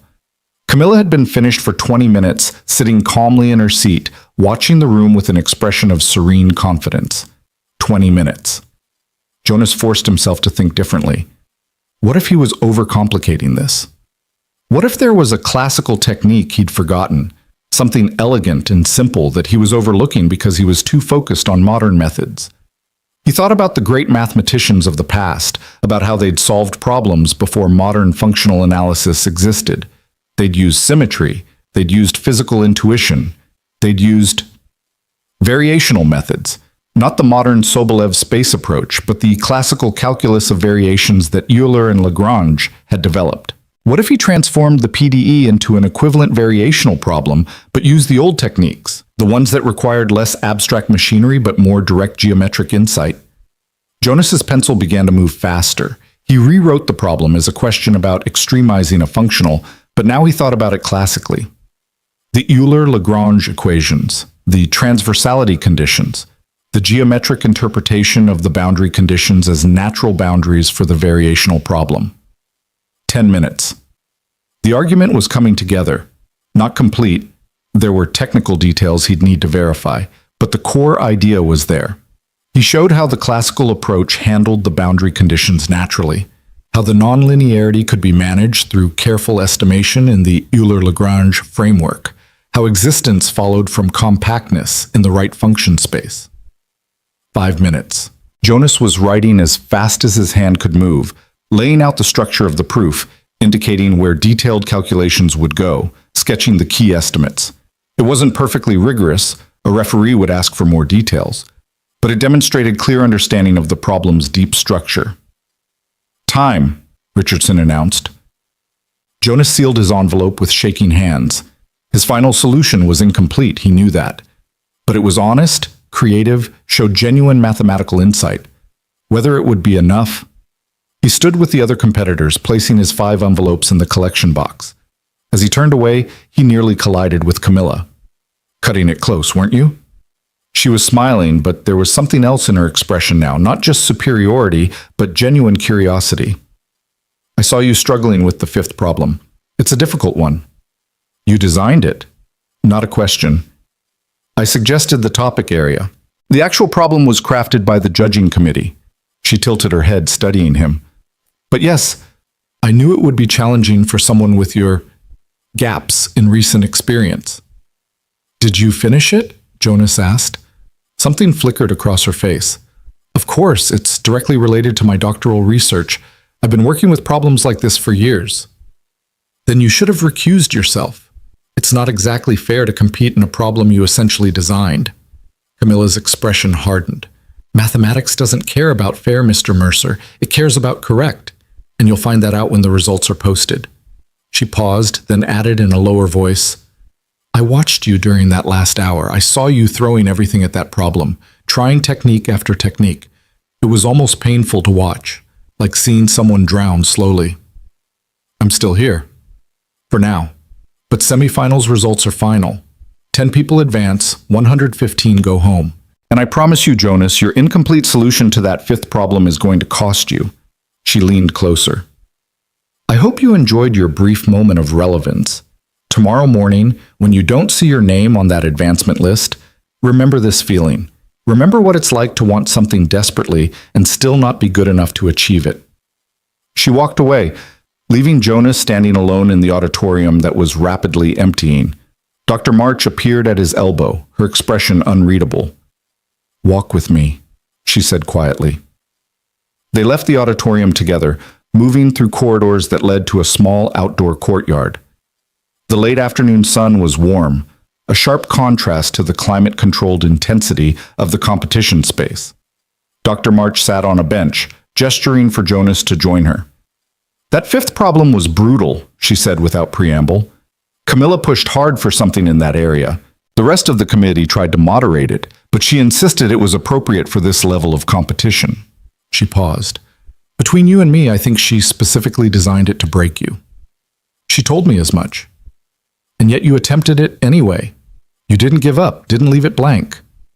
Dr. March turned to look at him directly. Jonas, I reviewed your preliminary solutions last night. They were good, very good. Your approach to that topology problem showed real creativity, but today's fifth problem, Jonas's heart sank. I didn't finish it. No, you didn't, but I saw your work before solutions were collected. I happened to glance at your paper as you sealed the envelope. She smiled slightly.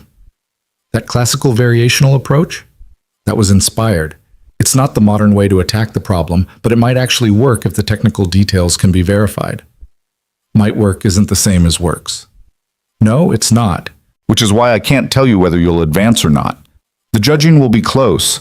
There are probably 15 competitors who could legitimately claim a spot in the top 10, and you're somewhere in that bubble. Jonas closed his eyes, feeling the exhaustion settle into his bones. He'd given everything he had, and it might not be enough. When will we know? Results post at 7 p.m. The committee needs time to review solutions carefully, especially for problems 4 and 5 where multiple approaches are possible. Dr. March squeezed his shoulder. Whatever happens, Jonas, you've already accomplished something remarkable. You proved you still have it. You reminded the mathematical community that talent doesn't expire just because circumstances intervene. That won't pay for Lily's surgery. No, Dr. March agreed quietly, but it's still worth something.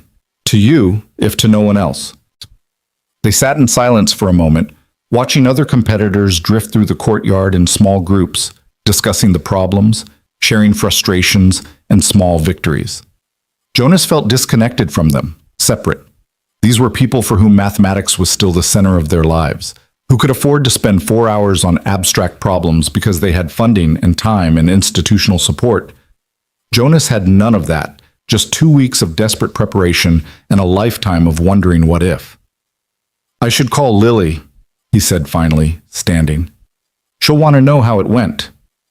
Tell her you were brilliant, Dr. March said firmly. Because you were. Jonas found a quiet corner of the building and video called home. Lily answered immediately, her face filling the screen with pure joy. Daddy, how was today? Did you solve everything? I solved most of it, sweetheart. The last problem was really hard. But you tried your hardest? I did. Then that's what matters. She held up Mr. Hopper's. The cheer squad says you're doing great. We're all so proud of you.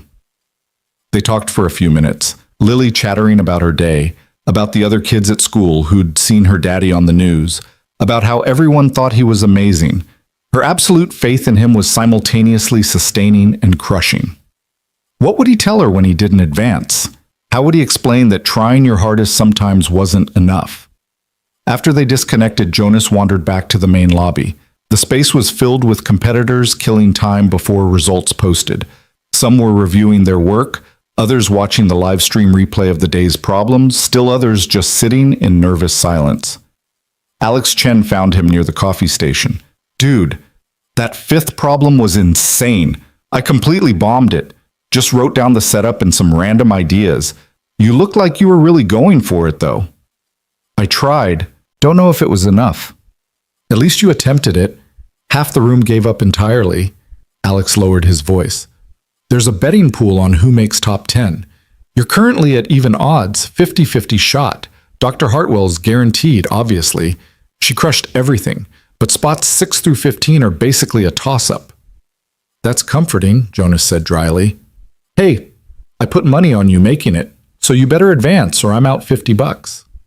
Alex grinned, then grew more serious. For what it's worth, man, I think what you're doing is incredible. Most people who leave mathematics never come back.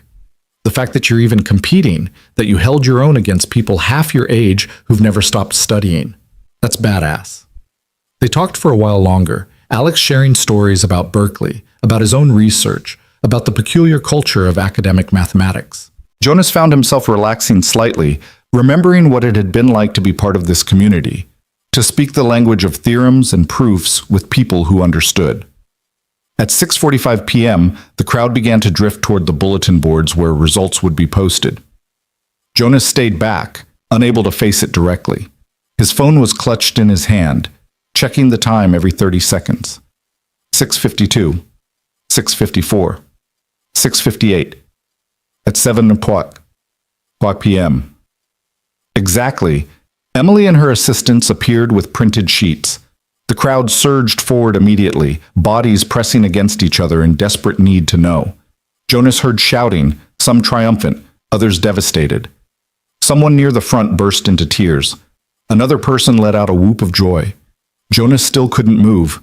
Then Alex was pushing through the crowd toward him, his face unreadable. Well? Jonas asked, his voice barely audible.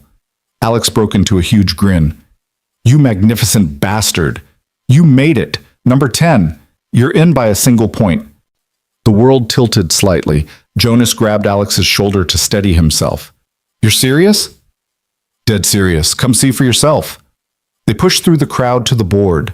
There, at the bottom of the advancement list, Jonas found his name. 10. Mercer. Jonas, number 247. Advanced to finals. Cumulative score 427,500. Above him, 9 other names. In the number 1 spot, unsurprisingly, 1. Hartwell, Camilla. Amdar 089. Advanced to finals. Cumulative score 498,500. She'd gotten nearly everything perfect, and Jonas had barely scraped into the top 10, but he was in. Against all odds, against all reasonable expectations, he was in the finals. Congratulations, Mr. Mercer. Jonas turned to find Camilla standing behind him. Her expression was complicated. Frustration, respect, something else he couldn't quite identify. Thank you, he managed. Don't thank me. That was your work, not my generosity. She crossed her arms. I read your solution to the 5th problem. That classical variational approach was unexpected, imperfect, incomplete, but the core insight was sound. The judges gave you partial credit for originality. I thought there was no partial credit in semifinals. There isn't, usually, but your approach was sufficiently novel that we debated it for 30 minutes. Dr. March argued that demonstrating a new path to the solution was worth recognizing, even if you didn't complete the journey. She won the argument. Camilla's jaw tightened. So you have her to thank for your advancement, not your own abilities. I'll be sure to thank her. Do that, and then prepare yourself for tomorrow. Camilla stepped closer, her voice dropping to something intimate and dangerous. The finals are different, Jonas. 10 competitors, one problem, 3 hours. That's it. One problem designed by the entire judging committee to test every aspect of mathematical maturity. There's no strategy, no way to skip hard parts and make up points elsewhere. You either solve it completely or you fail. And you've already seen the problem. I've participated in designing it, yes, as has Dr. March, Dr. Richardson, and the other judges. We crafted something that will identify the single best mathematical mind in this competition. Her smile was sharp. I made sure it would be something that requires not just creativity or technique, but years of sustained practice. The kind of problem that favors people who never stopped working, who never quit, who never chose mediocrity over excellence. You mean people like you. Exactly like me. She leaned in even closer and Jonas could smell her perfume, something cold and expensive. You've had a remarkable run, Jonas. You should be proud. You proved you still have talent, that you're not completely washed up. But tomorrow? Tomorrow you're going to face something that will remind you why you left academia in the first place.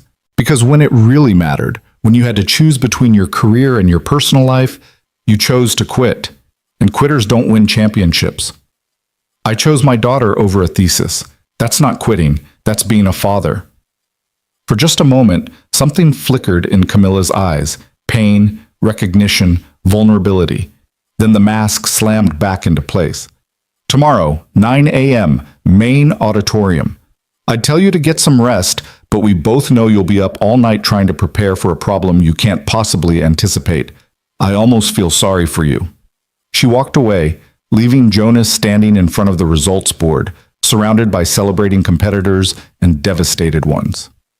Dr. March found him there 10 minutes later. Jonas, a word? They moved to a quiet conference room. Dr. March closed the door and turned to face him with an expression of profound seriousness. Tomorrow's finals problem is unlike anything you've faced, she began. Camilla fought hard to make it as brutal as possible. She wanted something from her doctoral dissertation, a problem she spent 3 years solving. We managed to moderate it somewhat, but it's still at the boundary of what we can reasonably expect someone to solve in 3 hours. What's the topic? I can't tell you that. It would be unethical. Dr. March paused. But I can tell you this. The problem will require synthesis of multiple fields: analysis, topology, algebra, geometry. It will require seeing connections that aren't obvious. And most importantly, it will require a certain kind of courage, the willingness to try an approach that seems too simple, too classical, too obvious to work. Like the variational approach on today's fifth problem. Exactly like that. Jonas, I pushed hard to give you credit for that solution because I saw something in it that reminded me of the mathematician you used to be. You didn't have the technical machinery to solve it the modern way, so you went back to first principles. You thought like Euler, like Lagrange, like the giants who built this field before we had all our fancy tools. She gripped his shoulders. That's your strength, not technique. You've been away too long for that. Your strength is seeing the essential structure of a problem, the deep truth that underlies all the technical complexity. Will that be enough tomorrow? I don't know, Dr. March said honestly. Camilla has technique and experience. You have insight and creativity. Tomorrow will determine which matters more. They talked for another hour, Dr. March sharing what she could about the philosophy behind the finals problem without revealing specifics, helping Jonas understand the mindset he'd need. When they finally parted, Jonas felt simultaneously more prepared and more terrified. The drive home was long and dark. Jonas's mind raced through everything he'd learned, every technique he'd reviewed, every insight he'd had over the past 2 weeks. Tomorrow would be the culmination of all of it. One problem, 3 hours, his entire future hanging in the balance. When he arrived at the trailer, Lily was already asleep. Maria left quietly, squeezing Jonas's hand in silent support.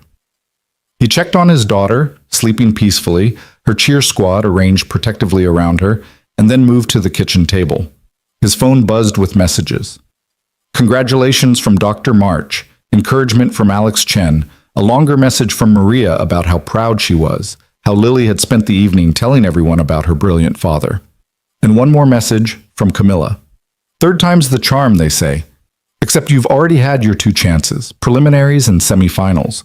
Tomorrow, you're out of luck, out of time, and out of your depth. Sleep well, Jonas. It's the last peaceful night you'll have before everyone sees what I've known all along. You're a fraud. Jonas stared at the message for a long time. Then he set his phone aside and pulled out his notebooks. He studied until 3 in the morning, working through classical papers, reviewing fundamental theorems, preparing his mind for whatever was coming. When exhaustion finally forced him to stop, he sat in the darkness of the kitchen, thinking about everything that had led to this moment. Columbia and the brilliant future he'd imagined. Sarah's death and the devastating grief. Lily's diagnosis and the impossible choice. 5 years of mopping floors and wondering if he'd made the right decision. Tomorrow would answer that question. Tomorrow would prove whether Jonas Mercer was who he thought he was, or just a man clinging to a past that no longer belonged to him. Tomorrow would determine everything. And as the first light of dawn crept through the kitchen window, Jonas realized something fundamental. He wasn't afraid anymore. Nervous, yes. Uncertain, absolutely, but not afraid. Because win or lose, he'd already proven something to himself. He'd proven he could still do mathematics at the highest level. He'd proven that 5 years away hadn't erased who he was fundamentally. He'd proven that brilliance didn't have an expiration date. Now he just had to prove it one more time when it mattered most. Jonas arrived at the convention center at 7:30 in the morning, 90 minutes before the finals would begin.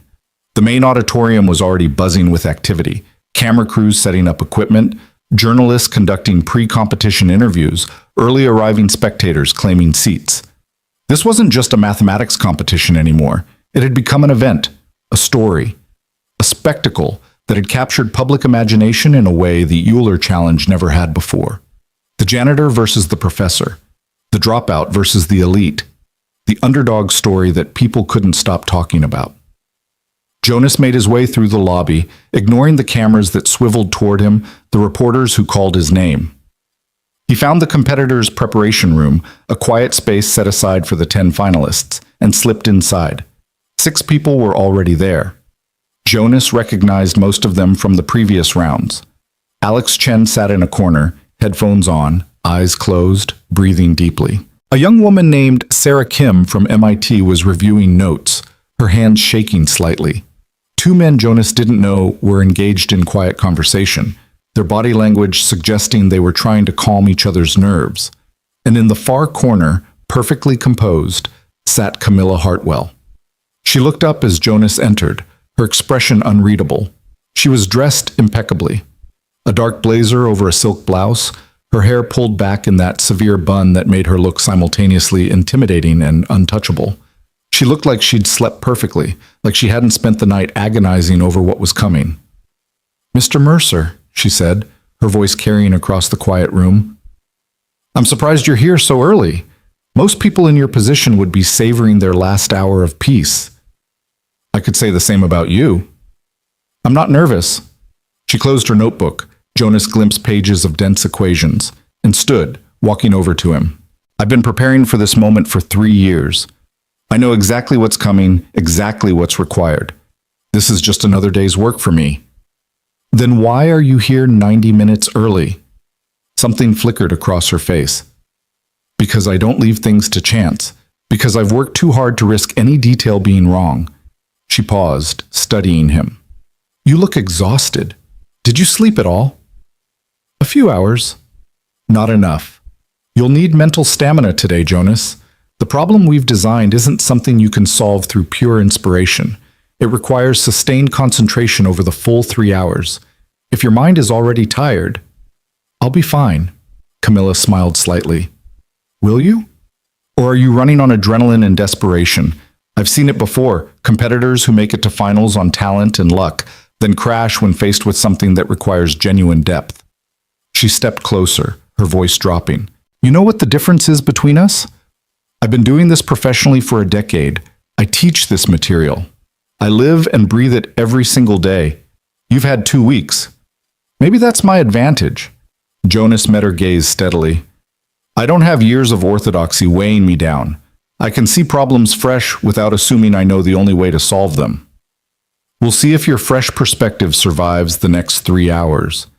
She turned to leave, then paused. "One more thing. When you fail today, and you will fail. I want you to remember something. This wasn't personal. This was about maintaining standards, about protecting the integrity of mathematics from people who think enthusiasm can substitute for expertise. You're a cautionary tale, Jonas, a reminder of why we can't let anyone with a clever insight think they can compete at this level. She walked away before he could respond, leaving Jonas standing alone with his racing thoughts and pounding heart. Other finalists trickled in over the next hour. By 8:45, all 10 were present. The energy in the room was electric with tension. Some competitors were reviewing notes frantically. Others sat in meditation or prayer. Alex caught Jonas's eye and gave him a thumbs up, trying to project confidence that his pale face contradicted. At 8:55, Emily appeared in the doorway. Finalists, please follow me to the auditorium. It's time. They filed out in single file, moving through corridors that seemed too bright, too loud. Jonas could hear the auditorium before they reached it, the murmur of hundreds of spectators, the camera shutters clicking, the ambient noise of an event that had grown far beyond its original scope. The doors opened and Jonas felt his breath catch. The auditorium was packed, every seat filled, people standing in the aisles, cameras positioned at strategic angles. On the stage, 10 individual workstations had been set up, desks with blank paper, pencils, and a small placard with each competitor's name. Behind the workstations, 3 enormous screens displayed the Euler Challenge logo. The 10 finalists walked onto the stage to thunderous applause. Jonas felt disconnected from his body, like he was watching himself from a distance. He found his station, number 7, near the middle, and sat down. To his left, Sarah Kim looked like she might be sick. To his right, a confident-looking man from Cambridge was already testing his pencils, getting ready. Camilla sat at station 1, the position of honor as the top seed. She looked completely relaxed, almost bored, as if this was all just a formality. Dr. Richardson stepped to a podium at stage center. The crowd noise died immediately. Ladies and gentlemen, welcome to the finals of the Euler Mathematical Challenge. His voice boomed through the auditorium's sound system. These 10 competitors represent the finest mathematical minds we've seen in years. Over the past 2 days, they have solved problems that would challenge professional researchers. Today, they face their ultimate test. He paused for effect, and Jonas felt his heart hammering against his ribs. The finals consist of a single problem, displayed simultaneously to all competitors. 3 hours to solve it. The competitor who produces the most complete, rigorous, and elegant solution will be named Euler Challenge Champion and will receive a $50,000 fellowship plus a research position at the institution of their choice. The crowd murmured appreciatively. $50,000. Lily's surgery, their future. The problem you will see today was crafted by our entire judging committee over the past 3 months. It represents the culmination of what we believe mathematical excellence should look like. Synthesis of multiple fields, creative insight, and rigorous proof. Dr. Richardson gestured to the judging table where Dr. March and 2 other judges sat alongside an empty chair. Dr. Hartwell will join us at the judges' table once competition begins, as she is also competing. So Camilla would be both competitor and judge. Jonas wondered how that had been allowed, what arguments she'd made to secure that privilege. Competitors, you may begin when the problem appears on screen. Remember, we are evaluating not just correctness, but elegance and clarity of presentation.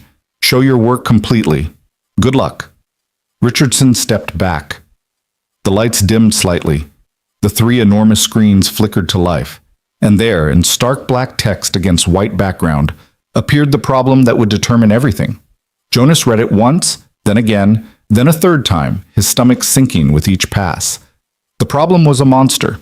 It asked competitors to prove existence and uniqueness of solutions to a specific system of coupled partial differential equations arising in differential geometry. The system described the evolution of geometric flows on manifolds with boundary, where the boundary conditions were non-local and time-dependent. The equations involved 4th-order terms, nonlinear coupling between different components, and degeneracies that made standard PDE theory inapplicable. To solve it completely would require techniques from functional analysis, geometric analysis, evolution equations, and abstract algebra. It would require seeing how all these pieces fit together, how to use symmetries to reduce complexity, how to construct approximate solutions, and prove they converged. It was exactly the kind of problem that would have appeared in Camilla's doctoral dissertation.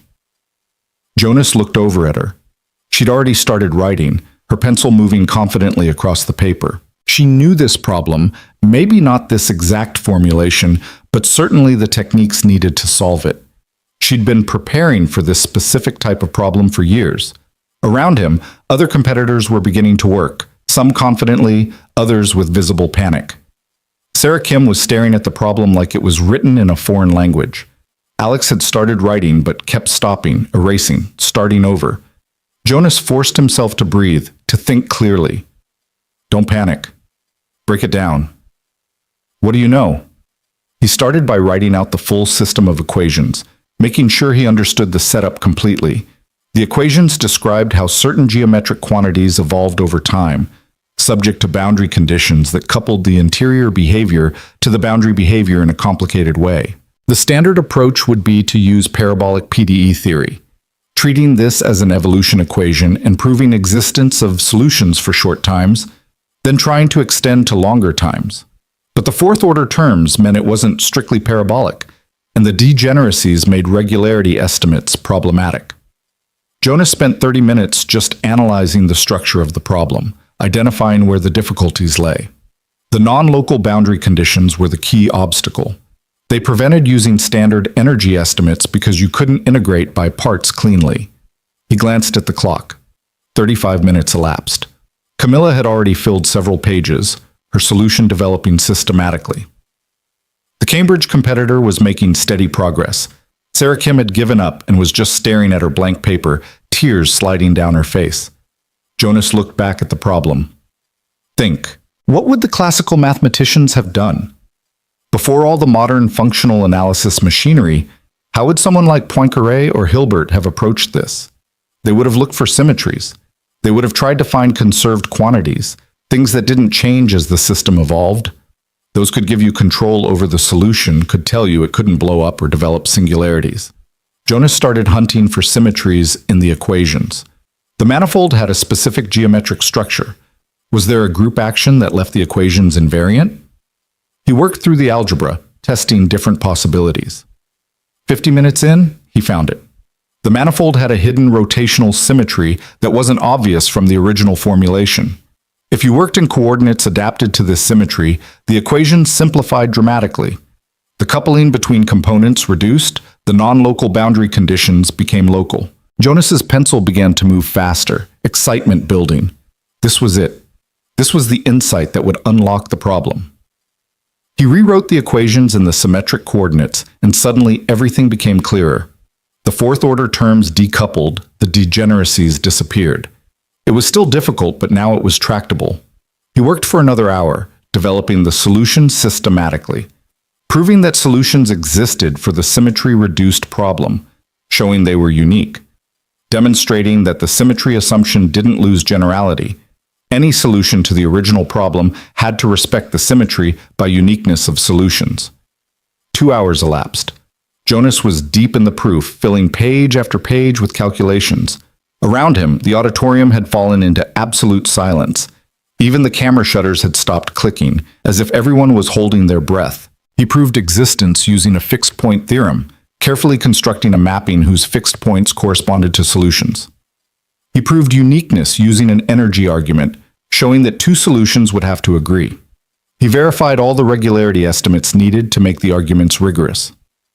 2 hours and 30 minutes. The proof was coming together, but Jonas still needed to address the boundary conditions explicitly. The symmetry reduction had simplified them, but he still needed to prove they were satisfied. He worked through the boundary analysis, using trace theorems and careful estimation.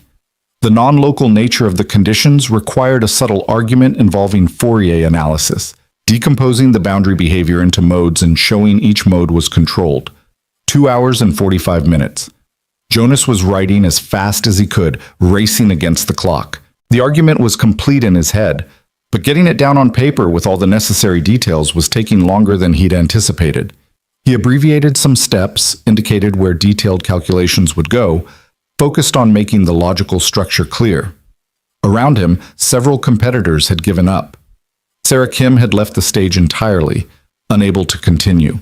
Two others sat with their heads in their hands, defeated. Alex was still working but looked frustrated, stuck on some aspect of the problem. Only 3 people seemed to be making real progress: Camilla, the Cambridge competitor, and Jonas himself. 2 hours and 55 minutes.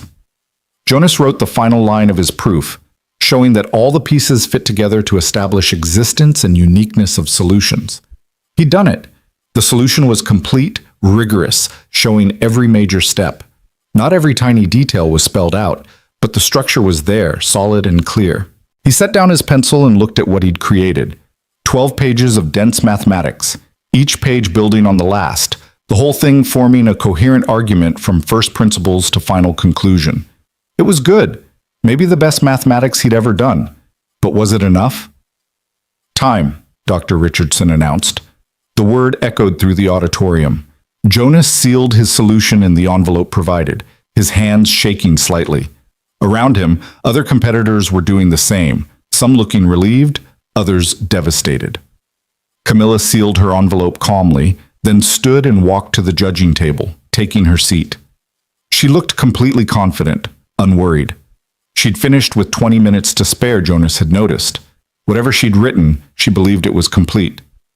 Competitors, please bring your solutions forward, Richardson instructed. They filed to the front of the stage, placing their sealed envelopes in a wooden box. As Jonas dropped his in, he caught Dr. March's eye. She gave him a small nod, but her expression was unreadable. The judging committee will now review all solutions, Richardson continued. This process typically takes 3 to 4 hours. Results will be announced this evening at 6 p.m. here in this auditorium. Competitors and guests are welcome to remain in the facility or leave and return. Thank you all for your extraordinary efforts today. The tension broke. Spectators began talking, moving, heading for exits. Competitors left the stage in small groups, some hugging each other, others walking alone with their thoughts. Jonas found a quiet corner in the lobby and collapsed onto a bench. His mind felt simultaneously electric and exhausted, still running through the proof, checking steps, wondering if he'd made any errors. Alex found him there 20 minutes later. Dude, that was insane. Did you finish? I think so. You? Not even close. I got stuck on the boundary conditions and couldn't figure out how to handle the coupling. I just wrote down what I could and hoped for partial credit. Alex sat down heavily beside him. Camilla looked like she finished easy. And that Cambridge guy, James something, he was writing confidently the whole time. Dr. March always said mathematics isn't a race. Yeah, but it kind of is when there's a time limit. Alex ran his hands through his hair. Man, I need food, and probably a stiff drink. Want to grab lunch while we wait for the verdict? Jonas declined, too nervous to eat. He spent the afternoon in the preparation room alone with his thoughts and his phone. He texted Lily, just finished, waiting for results, and got back an immediate response. A dozen heart emojis and a photo of her cheer squad arranged in a victory formation. Maria texted, "Whatever happens, you did something incredible. Lily talks about you like you're a superhero, Doctor." March sent a single message. "Trust your work. You solved it your way, with insight and creativity. That counts for something." Nothing from Camilla. Jonas hadn't expected anything. At 4 p.m., Jonas returned to the auditorium. It was filling up again, spectators and media returning for the announcement. The tension in the air was palpable. This was it, the moment that would determine everything. The 10 finalists were directed to a reserved section near the front. Jonas sat between Alex and a quiet competitor from Stanford who'd barely spoken all week. On stage, the judging table was set up with microphones and a podium. The 3 enormous screens displayed the Euler Challenge logo, waiting. At 5:45, the judges filed onto stage. Dr. Richardson, Dr. March, Camilla, and 2 other judges Jonas didn't know well. They took their seats, arranging papers and conferring in low voices. Camilla looked satisfied, almost smug. Dr. March's expression was carefully neutral. At 6 p.m. exactly, Dr. Richardson stood and approached the podium. "Ladies and gentlemen, thank you for your patience. The judging committee has completed our review of all 10 solutions submitted today." I want to begin by acknowledging the extraordinary quality of work we witnessed. The problem you saw today was intentionally difficult, designed to push even the best mathematical minds to their limits. Several competitors produced work that would be worthy of publication in research journals. The crowd was absolutely silent, hanging on every word. However, we can only name one champion. Before I announce the results, I want to invite Dr. March to say a few words about what we were evaluating. Dr. March stood, moving to the podium with her characteristic grace. Thank you, James. Today's problem required synthesis of techniques from multiple fields: differential geometry, functional analysis, PDE theory. We were looking for solutions that not only reached the correct answer, but demonstrated deep understanding of why the mathematics works the way it does. She paused, and Jonas felt his heart hammering. We received 3 substantially complete solutions. These 3 competitors showed genuine mathematical maturity, creative insight, and rigorous reasoning. I want to acknowledge them specifically. She looked down at her notes. Dr. Camilla Hartwell from Hawthorne Ridge University produced a masterful solution using modern functional analysis techniques. Her work was complete, rigorous, and exemplary.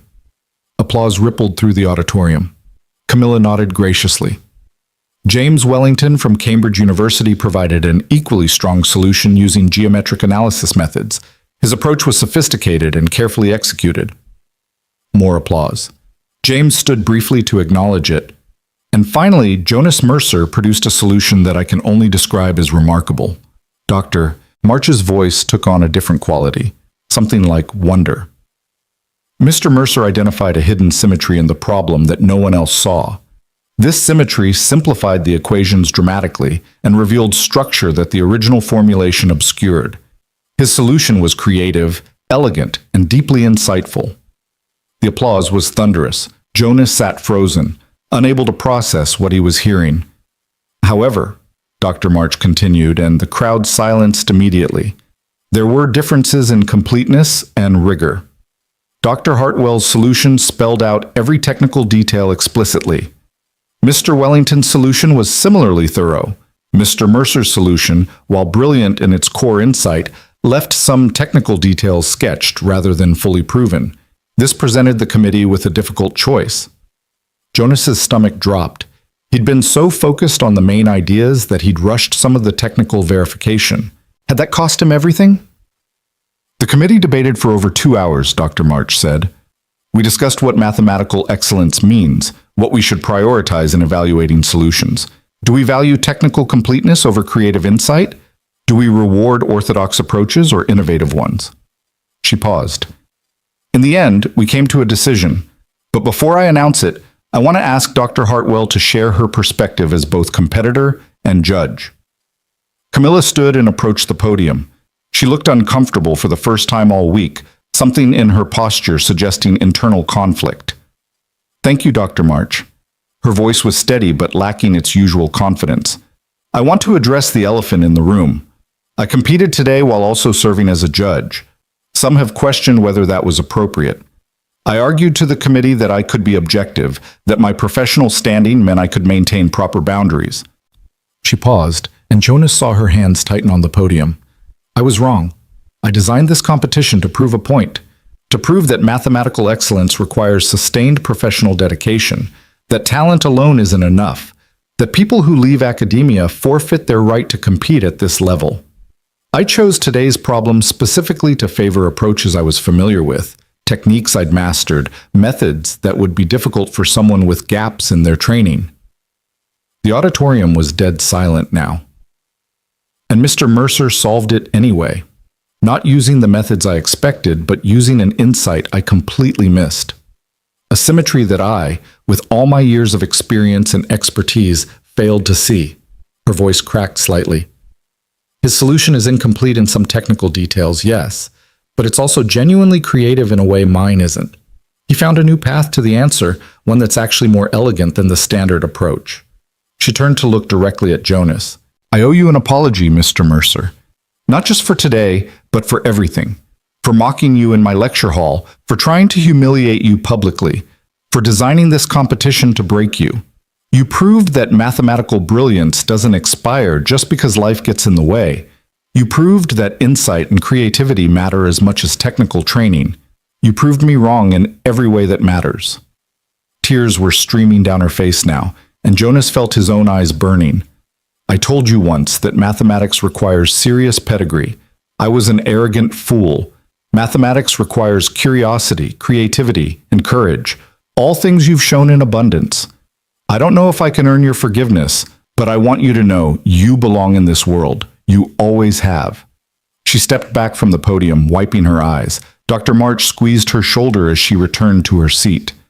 Dr. Richardson stood again. "Thank you, Dr. Hartwell, for that honesty. Now, for the results." In third place, with an excellent geometric solution, James Wellington from Cambridge University. Applause. James stood and waved. In second place, with a masterful technical solution demonstrating complete command of modern functional analysis, Dr. Camilla Hartwell. More applause, though Camilla barely reacted, staring at the table in front of her. Jonas couldn't breathe. This meant...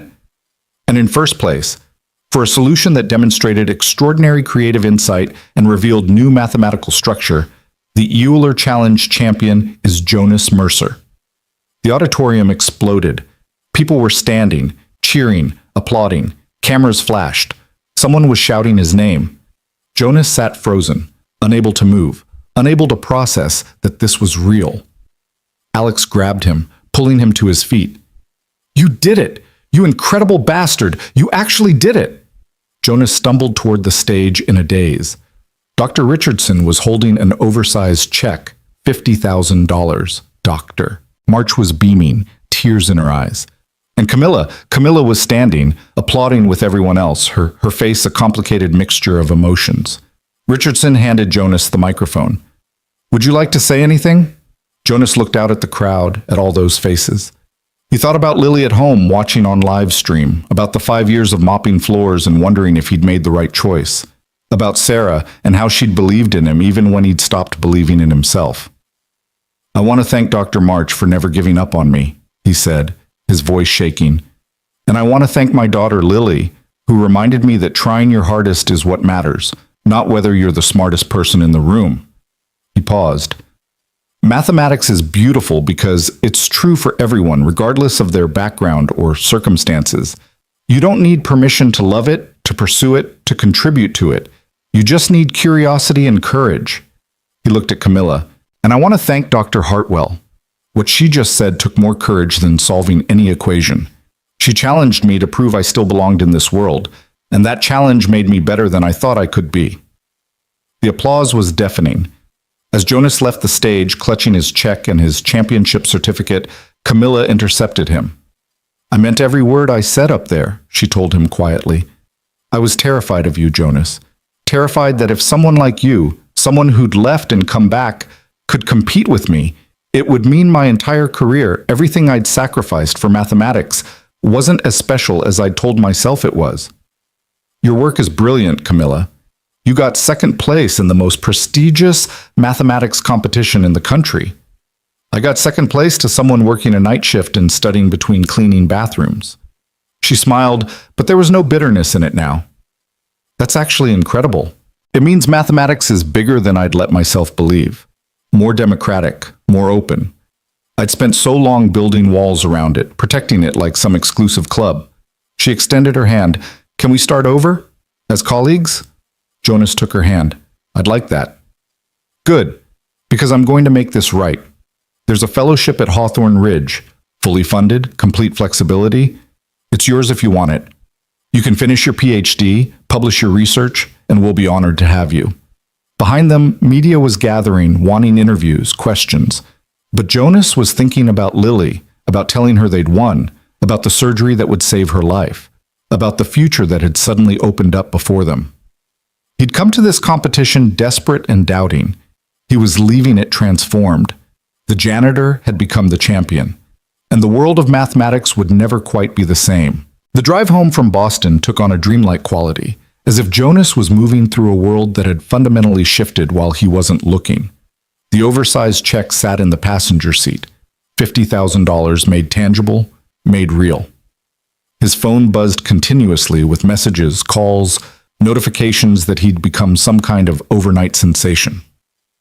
The video of Camilla's emotional apology had already gone viral, shared millions of times with captions like, "Professor admits she was wrong," and "Humility in academia."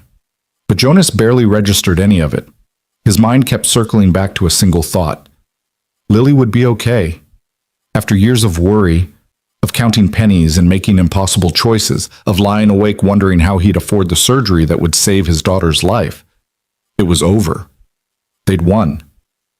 He pulled into the trailer park just after midnight. The lights were on in their trailer, and through the window he could see movement. Maria had stayed late, bless her, keeping Lily awake to see her father return triumphant. Jonas grabbed the check and stepped out of the car. Before he could reach the door, it burst open and Lily flew out in her pajamas, her stuffed rabbit Mr. Hoppers clutched in one hand. "Daddy, Daddy, you won! You actually won!" She crashed into him with the full force of 8-year-old enthusiasm, and Jonas caught her, lifting her up despite the exhaustion in his bones. "We won, sweetheart. We won everything." Lily pulled back to look at him, her eyes shining with tears and joy. "Maria let me watch on her tablet. I saw you go up on stage. I saw that lady say she was sorry. I saw them give you the big check." She touched his face gently, as if confirming he was real. "You looked so happy, Daddy." "I was. I am." Jonas carried her inside, where Maria waited with her own tears streaming down her weathered face. "Oh, Jonas," Maria whispered, pulling him into a hug once he'd set Lily down. I always knew you were special. That little girl's been telling everyone who'd listened that her daddy was going to win, and she was right." They sat together in the tiny kitchen, the same table where Jonas had studied until dawn, the same chairs that had witnessed 5 years of struggle and sacrifice. Maria made coffee despite the late hour, and Lily insisted on arranging her entire cheer squad around the championship certificate that Jonas had carefully placed on the table. "Tell me everything," Lily demanded, settling into Jonas's lap. "Tell me about the problem. Was it super hard? Did that mean lady try to make you lose?" Jonas found himself laughing, the tension of the past week finally releasing. "It was the hardest problem I've ever solved. And yes, Dr. Hartwell made it very difficult. But you know what I realized, Lily? Sometimes the hardest problems teach us the most important things." "Like what?" "Like how people can change. Like how being wrong doesn't mean you're a bad person. It means you're brave enough to admit you made a mistake and try to do better." He smoothed her hair back from her forehead.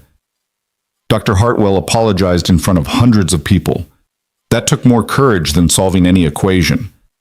Lily considered this seriously. "Is she still mean?" "I don't think she was ever really mean. I think she was scared, and fear made her act in ways she's not proud of." Jonas looked at the certificate, at his name inscribed in elegant calligraphy. Sometimes the smartest people are the most scared because they think their intelligence is all they have. They forget about kindness and growth and the courage to be wrong. Maria refilled his coffee, her eyes still misty. "What happens now? With the money? With your career?" "First thing tomorrow, I'm calling the hospital to schedule Lily's surgery. No more waiting, no more worrying about payment plans. It's happening." Jonas felt the weight of years lifting from his shoulders. "Then I need to figure out what comes next. Dr. March wants me to come back to Columbia to finish my PhD. Camilla offered me a fellowship at Hawthorne Ridge. MIT, Princeton, Stanford, they've all reached out." "That's wonderful." Maria clasped her hands together. "You have choices again." "We have choices," Jonas corrected, squeezing Lily. "Every decision I make, we make together. That's not changing." Lily yawned hugely, her excitement finally giving way to exhaustion. Jonas carried her to bed, tucking her in among her cheer squad of stuffed animals. As he turned to leave, she caught his hand. "Daddy, I'm not scared about the surgery anymore." "No?" "No. Because if you can win against all those smart people, if you can solve impossible math problems, then the doctors can definitely fix my heart." She smiled sleepily. "We're both brave now." Jonas kissed her forehead, his throat tight with emotion. "We've always been brave, sweetheart. We just didn't always know it." He returned to the kitchen to find Maria preparing to leave. She hugged him tightly at the door. "Sarah would be so proud of you, Jonas. She always said you could do anything you set your mind to." After Maria left, Jonas sat alone in the quiet trailer, the championship certificate before him, and allowed himself to fully feel everything he'd been holding back. The grief for Sarah, who should have been here to see this, the relief that Lily would be okay, the pride in what he'd accomplished, the exhaustion of pushing himself further than he'd thought possible, the strange, unexpected hope for the future. His phone buzzed with a text from Dr. March. "Get some sleep. Tomorrow the real work begins, but tonight, celebrate. You've earned it." Another text, this one from Camilla. "I know it's late, but I couldn't sleep without saying this properly. What you did today changed me. Changed how I see mathematics, teaching, everything. Thank you for that gift. I hope we can talk soon about the fellowship. No pressure, just possibilities." Jonas responded to both with simple thank yous, then turned off his phone. Tomorrow would bring decisions and complications. Tonight was for savoring victory, for breathing freely, for remembering what it felt like to succeed at something that mattered. He fell asleep on the couch, still dressed, the championship certificate on the table where he could see it, proof that impossible things could happen if you were brave enough to try. The next 3 weeks passed in a whirlwind that Jonas struggled to process. The morning after his victory, he called Boston Children's Hospital and scheduled Lily's surgery for 6 weeks out. Enough time for the medical team to prepare, but no more waiting, no more delays. The relief in the cardiac surgeon's voice when Jonas explained he could pay in full was palpable. They'd been watching Lily's case with concern, knowing the surgery was urgent, but unable to push without confirmation of funding. The media attention proved both blessing and curse. Jonas's story resonated with people who'd felt overlooked, underestimated, pushed aside by circumstances beyond their control. He received thousands of emails from single parents, from people who'd left careers for family, from janitors and drivers and retail workers who still nurtured dreams of something more. Their stories broke his heart and rebuilt it simultaneously. So many brilliant people whose potential had been buried under economic necessity. But the attention also brought scrutiny. Academic forums debated whether Jonas had truly earned his victory, whether the judging had been fair, whether emotional narratives had influenced mathematical evaluation. Some argued that Camilla's complete solution should have won, that rewarding incomplete work set a dangerous precedent. Others praised the judges for valuing insight over rote technique. Dr. March addressed the controversy in an editorial published in the American Mathematical Society Journal. Jonas read it on his phone while sitting in the hospital waiting room during one of Lily's pre-surgical checkups. Mathematics has always progressed through insight, not merely computation, Dr. March had written. Euler, Ramanujan, Grothendieck, history's greatest mathematicians saw structure that others missed, found elegant paths that made complex problems simple. Jonas Mercer's solution embodied this tradition. To privilege technical completeness over creative vision is to misunderstand what mathematics is fundamentally about, the search for truth through clarity of thought. Mr. Mercer showed us something true about the problem that no one else saw. That is excellence. The editorial sparked further debate, but Jonas tried to ignore it. He had more immediate concerns: Lily's health, the future he needed to build, the promises he'd made to himself and his daughter. Camilla reached out a week after the competition with a formal offer. The Mercer Fellowship, she called it, with characteristic directness. Full funding for Jonas to complete his PhD, complete flexibility to work at his own pace, and a guaranteed teaching position afterward if he wanted it. She'd gotten her dean to approve it within days, using a combination of her personal reputation and the positive publicity Jonas's story had brought Hawthorne Ridge. "I want to do this right," she told Jonas over coffee at a diner near campus. It was their first private conversation since the competition, and Camilla looked different somehow, less armored, more human. "Not as penance, though there's some of that, but because you made me realize how many brilliant people we're losing because they can't afford to stay in academia. The fellowship isn't just for you, it's the start of a program. We're going to fund 5 more positions like it next year, targeting people who've had to leave for financial or family reasons." Jonas stirred his coffee, thinking, "Why are you doing this, Camilla? Really?" She was quiet for a long moment. "Because I've spent 10 years building walls around mathematics, protecting it like some exclusive club. I told myself I was maintaining standards, but really I was just afraid. Afraid that if someone without the right pedigree could compete with me, it would mean all my sacrifices, the relationships I didn't have, the life I didn't live, the parts of myself I gave up for my career, that all of it was for nothing. That's not nothing. Your work is brilliant. My work is competent, Camilla corrected gently. Technically proficient, rigorous, publishable, but is it transformative? Does it see things no one else sees? She smiled sadly. You showed me the difference between being good at mathematics and being a mathematician. I'm very good at mathematics. But you're a mathematician. You think like Euler thought, like Ramanujan thought, and I spent weeks trying to crush that because it threatened me. You apologized. Publicly, in the most difficult way possible. That counts for something. Does it? Does saying sorry undo the damage? Camilla looked at him intently. I humiliated you in front of your students, Jonas. I designed a competition to break you. I weaponized my position to make you feel small. An apology doesn't erase that. No, but it starts the healing, for both of us. Jonas paused. I spent 5 years feeling like I'd failed, like leaving Columbia made me a failure. You weren't entirely wrong about me, Camilla. I was bitter about what I'd given up. I was angry at the world for making me choose between my career and my daughter. Your contempt just vocalized what I'd been telling myself. So we both needed this wake-up call. Maybe we did, Jonas smiled. Tell me about the teaching position. What would that look like? They talked for 2 hours, sketching out possibilities. Jonas wouldn't start immediately. He needed to focus on Lily's surgery and recovery first. But in the fall, he could begin part-time, teaching while completing his dissertation research. Camilla had already spoken to the department about creating courses specifically for non-traditional students, for people who'd taken breaks from mathematics and wanted to return. We're calling it second chances in STEM, Camilla explained. Evening classes, online options, childcare support, emergency funding for people dealing with crises. Everything we should have been doing all along. She hesitated. I'd like you to help design the curriculum.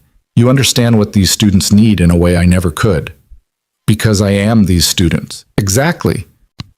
Camilla paid for their coffee, insisting despite Jonas's protests. As they walked to the parking lot, she said, There's something else. The university wants to name the new mathematics building after you, the Mercer Center for Mathematical Excellence. They're calling you an inspiration, a symbol of accessible education. Jonas stopped walking. They want to name a building after the janitor who cleaned it? They want to name a building after the mathematician who proved that brilliance transcends circumstances. Camilla smiled. Though personally, I think we should include a plaque about the time you corrected my board work. Keep me humble. Despite everything, Jonas laughed. I don't think you need help with humility anymore. Don't be so sure. I'm an academic.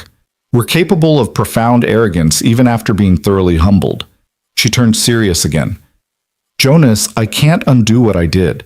I can't take back the cruelty or the dismissiveness, but I can make sure it doesn't happen to anyone else.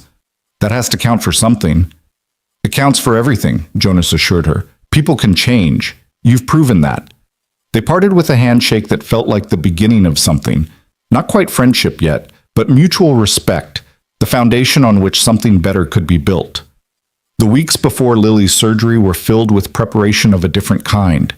Jonas spent his days with her, visiting parks, reading books, making memories to sustain them both through the scary times ahead. He explained the surgery in terms an 8-year-old could understand, honest about the risks but emphasizing the expertise of the doctors, the strength of her young body, the future that awaited them both. Will it hurt? Lily asked one evening as Jonas helped her pick out a special stuffed animal to take to the hospital. For a little while, yes, but the doctors will give you medicine to help with the pain, and I'll be there the whole time. The second they let me see you, I'll be right there holding your hand. Lily selected a small teddy bear wearing a doctor's coat, a gift from Maria. Mr. Dr. Bear will help the real doctors fix my heart. I'm sure he will. The night before the surgery, Jonas couldn't sleep. He sat in the kitchen with his championship certificate, his acceptance letters from Columbia and Hawthorne Ridge, his daughter's medical charts, all the pieces of their future laid out before him. So much had changed in 4 weeks. So much was still uncertain.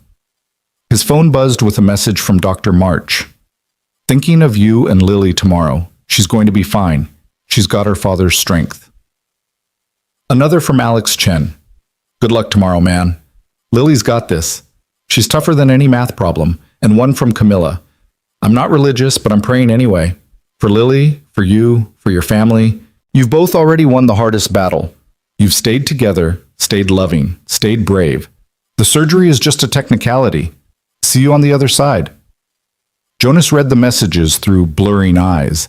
When had his life become full of people who cared, who supported him, who saw his worth? 5 weeks ago, he'd been invisible, working nights, struggling alone. Now he had a community, a future, hope. The surgery took place on a Tuesday morning in October. Jonas held Lily until the anesthesiologist took her, whispering promises and love into her ear. Then he was alone in the waiting room with Maria, counting minutes that felt like hours. The cardiac surgeon had explained the procedure in detail. They'd repair the damaged valve, strengthen the chamber walls, ensure proper blood flow. It was complex but routine, he'd assured them. Lily was young, healthy otherwise, an ideal candidate. 95% success rate. Jonas clung to that number through 6 hours of waiting, through the first update saying they'd begun, through the second saying the repair was progressing well, through the endless silence that followed. Finally, the surgeon emerged still in his scrubs, his face tired but smiling. Mr. Mercer? Lily did beautifully. The repair was successful. Her heart is already showing improved function. She's going to be fine. Jonas felt his knees weaken, and Maria caught him, both of them crying and laughing simultaneously. Can I see her? She's in recovery. Give us 30 minutes to get her settled in ICU, then you can sit with her. Those 30 minutes crawled by. Jonas paced the waiting room, called Dr. March to share the news, texted his growing circle of supporters. When they finally let him into the ICU, he approached Lily's bed with a reverence usually reserved for sacred spaces. She looked so small, surrounded by machines and monitors, tubes and wires connecting her to equipment that beeped and hummed. But her chest rose and fell steadily, and when Jonas took her hand, her eyes fluttered open. Daddy? I'm here, sweetheart. I'm right here. Did they fix it? Did Mr. Dr. Bear help? Jonas looked at the stuffed bear tucked beside her on the bed, its doctor's coat askew. They fixed it perfectly. Your heart is going to be strong now, stronger than ever. Lily smiled drowsily, the painkillers making her eyes heavy. We won again, didn't we? Yeah, baby, we won everything. She slept, and Jonas sat beside her through the night, watching the monitors that showed her heart beating steadily, strongly, the way it was supposed to. This, he thought, was the real victory. Not the championship, or the money, or the academic recognition. This, his daughter alive and healing, her future no longer shadowed by medical uncertainty. The next morning brought a surprise visitor. Jonas looked up from Lily's bedside to find Camilla standing in the doorway, holding a large stuffed rabbit. I hope this is okay, she said quietly. I wanted to. I needed to see that she was all right. Come in, Jonas said, too tired and grateful to question it. Camilla approached the bed carefully, looking at Lily with an expression Jonas couldn't quite read. She's beautiful, Jonas. She looks like she has your stubborn chin. That's what everyone says. Jonas gestured to the chair beside him. Thank you for coming. You didn't have to. I did, actually. Camilla sat, setting the rabbit on the bedside table. I needed to see what you were fighting for, to understand what you gave up for her, what you were willing to sacrifice. She paused. I never had children. Never let myself want them. Told myself my career was enough. Looking at her now, I think I might have been lying to myself about that too. It's not too late, Camilla. You're 34. Maybe not. But watching you with her, seeing the love you have, I don't know if I could be that selfless. I don't know if I could put another person ahead of my work. She smiled sadly. That's something you taught me too, that there are things more important than being the smartest person in the room. They sat together in companionable silence, watching Lily sleep. Finally, Camilla stood to leave. The fellowship is waiting whenever you're ready. No pressure, no timeline. Your daughter comes first, But when you're able, we'd be honored to have you at Hawthorne Ridge. I'll be there, Jonas promised. In the spring, maybe, once Lily's recovered and stable. Perfect. That gives us time to set up the program properly, to create the support systems these students will need. Camilla touched his shoulder briefly. You're going to be an incredible teacher, Jonas. You understand what it means to struggle, to sacrifice, to keep loving mathematics even when life pulls you away. That wisdom, that's what our students need. After she left, Maria arrived with fresh coffee and magazines, prepared to keep vigil while Jonas took a break. But Jonas couldn't leave, couldn't tear himself away from his daughter's side. He stayed through the day as Lily gradually became more alert, through her first solid food, through the physical therapist's visit, through every small victory that marked her recovery. 3 days later, they moved her out of ICU to a regular room. A week after that, she was home, instructions for recovery care in hand, follow-up appointments scheduled. The cardiac surgeon called her recovery textbook perfect, and Jonas allowed himself to finally, fully believe it was over. The crisis that had defined their lives for years was finished. Lily would be okay. The money from the championship went exactly where it needed to go. Surgery costs, medications, establishing an emergency fund for Lily's ongoing cardiac care. What remained, Jonas set aside for her education. For the future she'd now have the chance to build. And slowly, carefully, Jonas began building his own future. He accepted Camilla's fellowship offer and deferred enrollment until the spring semester. He reconnected with colleagues from Columbia, reestablished himself in the mathematical community. He gave interviews about accessible education, about second chances, about the hidden brilliance in people society had written off. The Mercer Fellowship Program launched with 5 additional slots for the following year, each one funded by a combination of university money and private donations. Applications poured in from across the country, single parents, career changers, people who'd left academia for financial reasons and wanted to return. Reading their stories, Jonas felt the weight of responsibility and privilege. He'd been given a second chance. Now he had the opportunity to provide that for others. In January, 3 months after his championship victory, Jonas attended the dedication ceremony for the new mathematics building at Hawthorne Ridge. The Mercer Center for Mathematical Excellence stood at the heart of campus, a modern glass and steel structure designed to be welcoming rather than intimidating. Floor-to-ceiling windows let natural light flood the interior. Study spaces were designed for collaboration. A childcare center occupied the ground floor, free for all mathematics students. Lily stood beside Jonas as the dean unveiled the plaque bearing his name. She wore a new dress Maria had bought specially for the occasion, and her color was good, her energy returning. The scar on her chest was healing well, already beginning to fade. "Look, Daddy," she whispered, pointing at the plaque. "That's your name. You're famous." "We're both famous now," Jonas whispered back. "This building is for kids like you, kids whose parents need support to keep studying, to keep growing. You inspired this as much as I did." The ceremony was attended by hundreds, students, faculty, media, and a surprising number of people who'd reached out to Jonas after his story went viral. People who'd been janitors and cashiers and factory workers while nursing dreams of education. People who'd thought their chance had passed, who'd believed society's message that they'd made their choices and had to live with them forever. Dr. March spoke at the dedication, her voice carrying across the crowd. Jonas Mercer reminded us that brilliance exists everywhere, not just in our universities and research institutions. It exists in people working night shifts to support their families. It exists in parents sacrificing everything for their children. It exists in places we've been trained not to look.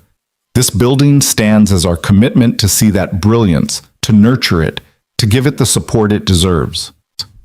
When it was Jonas's turn to speak, he stood at the podium with Lily beside him, looking out at faces that represented possibility, second chances, hope.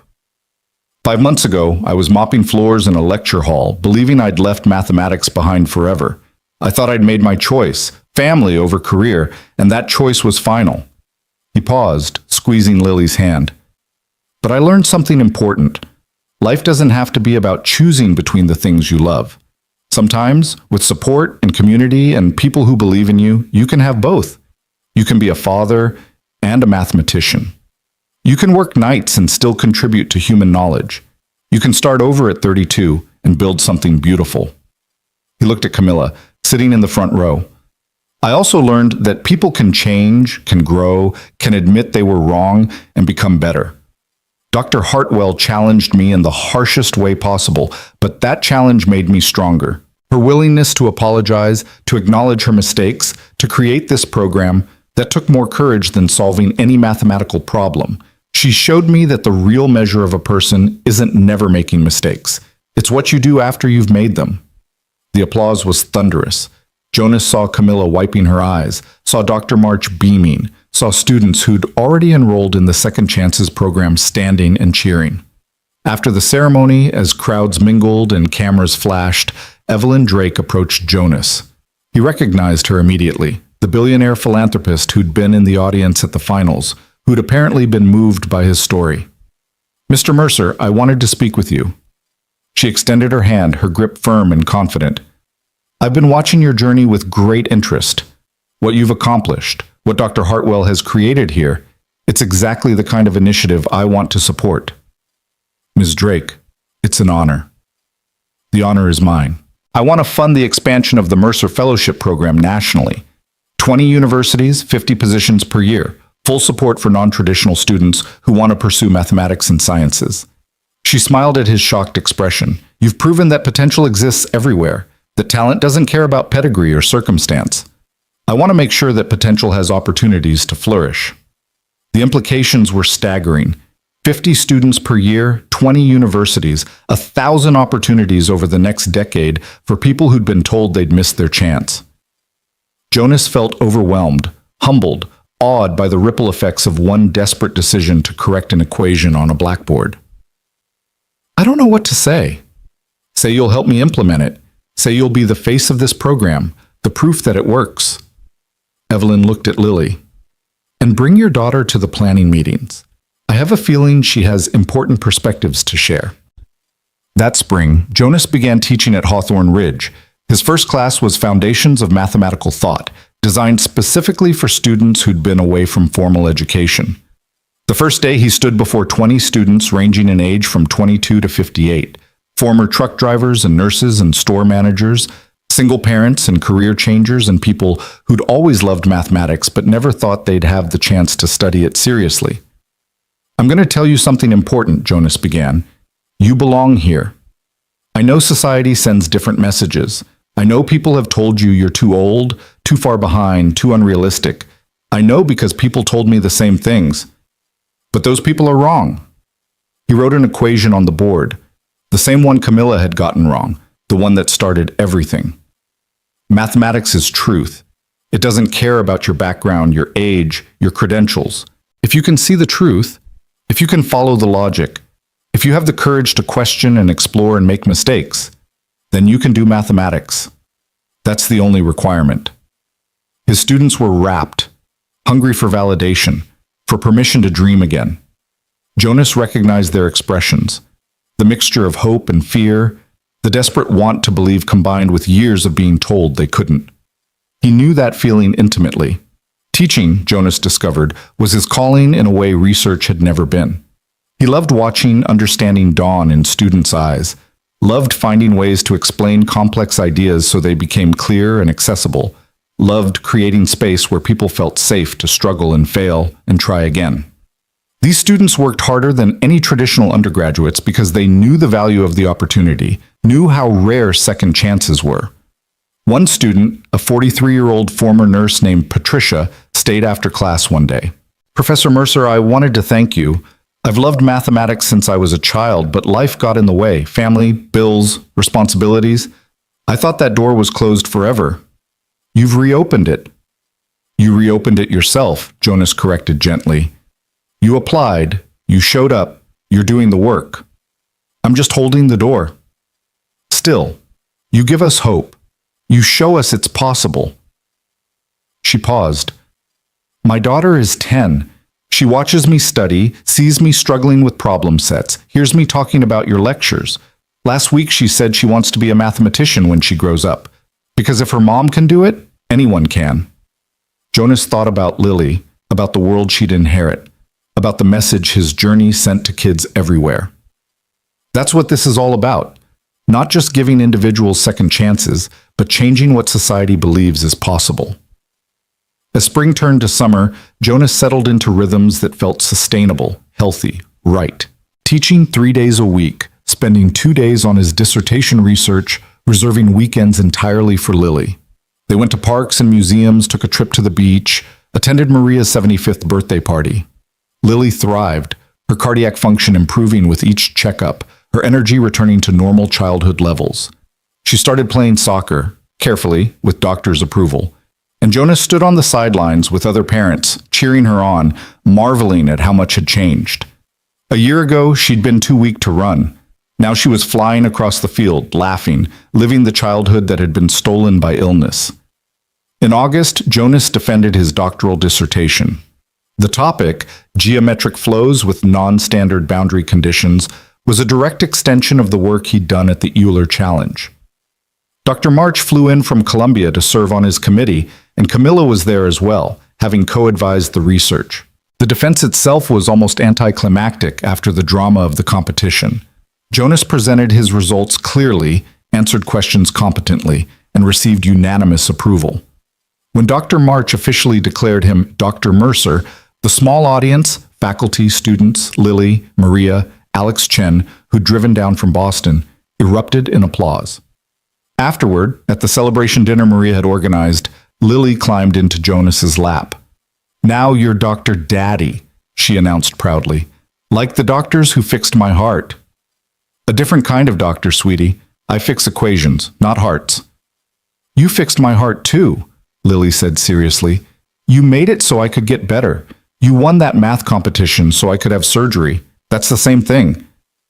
Jonas hugged her tightly, overwhelmed by the simple wisdom of children, by the truth she'd identified that he'd been too close to see. Yes, he'd won a mathematics competition, but the real victory was this: his daughter healthy and happy, both of them together, building a future neither had dared imagine a year ago. The following semester, Jonas accepted a tenure-track position at Hawthorne Ridge. The university created a joint appointment for him, half in the mathematics department teaching traditional courses, half directing the Second Chances program that had grown beyond anyone's initial vision. Students from across the country were applying, coming to Hawthorne Ridge specifically to study with the man who'd proven it was never too late. Jonas and Camilla developed an unexpected partnership, co-teaching seminars and designing curriculum together. The tension between them had transformed into mutual respect, even friendship. They pushed each other intellectually, challenged each other's assumptions, collaborated on research that neither could have done alone. One afternoon in October, a year after Jonas's championship victory, they sat in Camilla's office reviewing applications for the next year's Second Chances cohort. "This one," Camilla said, sliding a file across the desk. "Former construction worker, taught himself calculus using library books, wants to study structural engineering applications of differential equations. Sound familiar?" Jonas read the application, seeing his own story reflected in different details. "We're creating a movement, aren't we? Not just a program. We're changing who gets to do mathematics. That's more than a movement. It's a revolution." Camilla leaned back in her chair. "Do you ever think about that night? When you corrected my board work?" "All the time. I was so angry, so humiliated. I wanted to destroy you." She smiled ruefully. "Best thing that ever happened to me, probably. Forced me to confront who I'd become, what I'd let my fear turn me into." "Best thing that happened to me too," Jonas admitted. "I'd been sleepwalking through my life, telling myself I was content. You woke me up, reminded me that I was still a mathematician, still had something to contribute. We saved each other in a way. Maybe we did." They worked in comfortable silence, reviewing applications, making notes, planning the future. Through Camilla's window, Jonas could see the Mercer Center, students flowing in and out, studying and collaborating and building their own futures. The childcare center on the ground floor was busy, parents dropping off kids while they attended classes. The system they'd envisioned was working, creating space for people to pursue knowledge without abandoning family. That evening, Jonas picked up Lily from her after-school program. conveniently located in the Mercer Center, and they walked home together through campus. The October air was crisp, leaves turning gold and red, students hurrying to evening classes. "Daddy?" Lily asked as they walked. "Remember when you told me we won everything?" "Of course I remember." "Were you telling the truth? Did we really win everything?" Jonas stopped walking, kneeling down to her level. "What do you think, Lily? You tell me." She considered seriously, the way she always did with important questions. "Well, my heart is fixed. You're a professor now.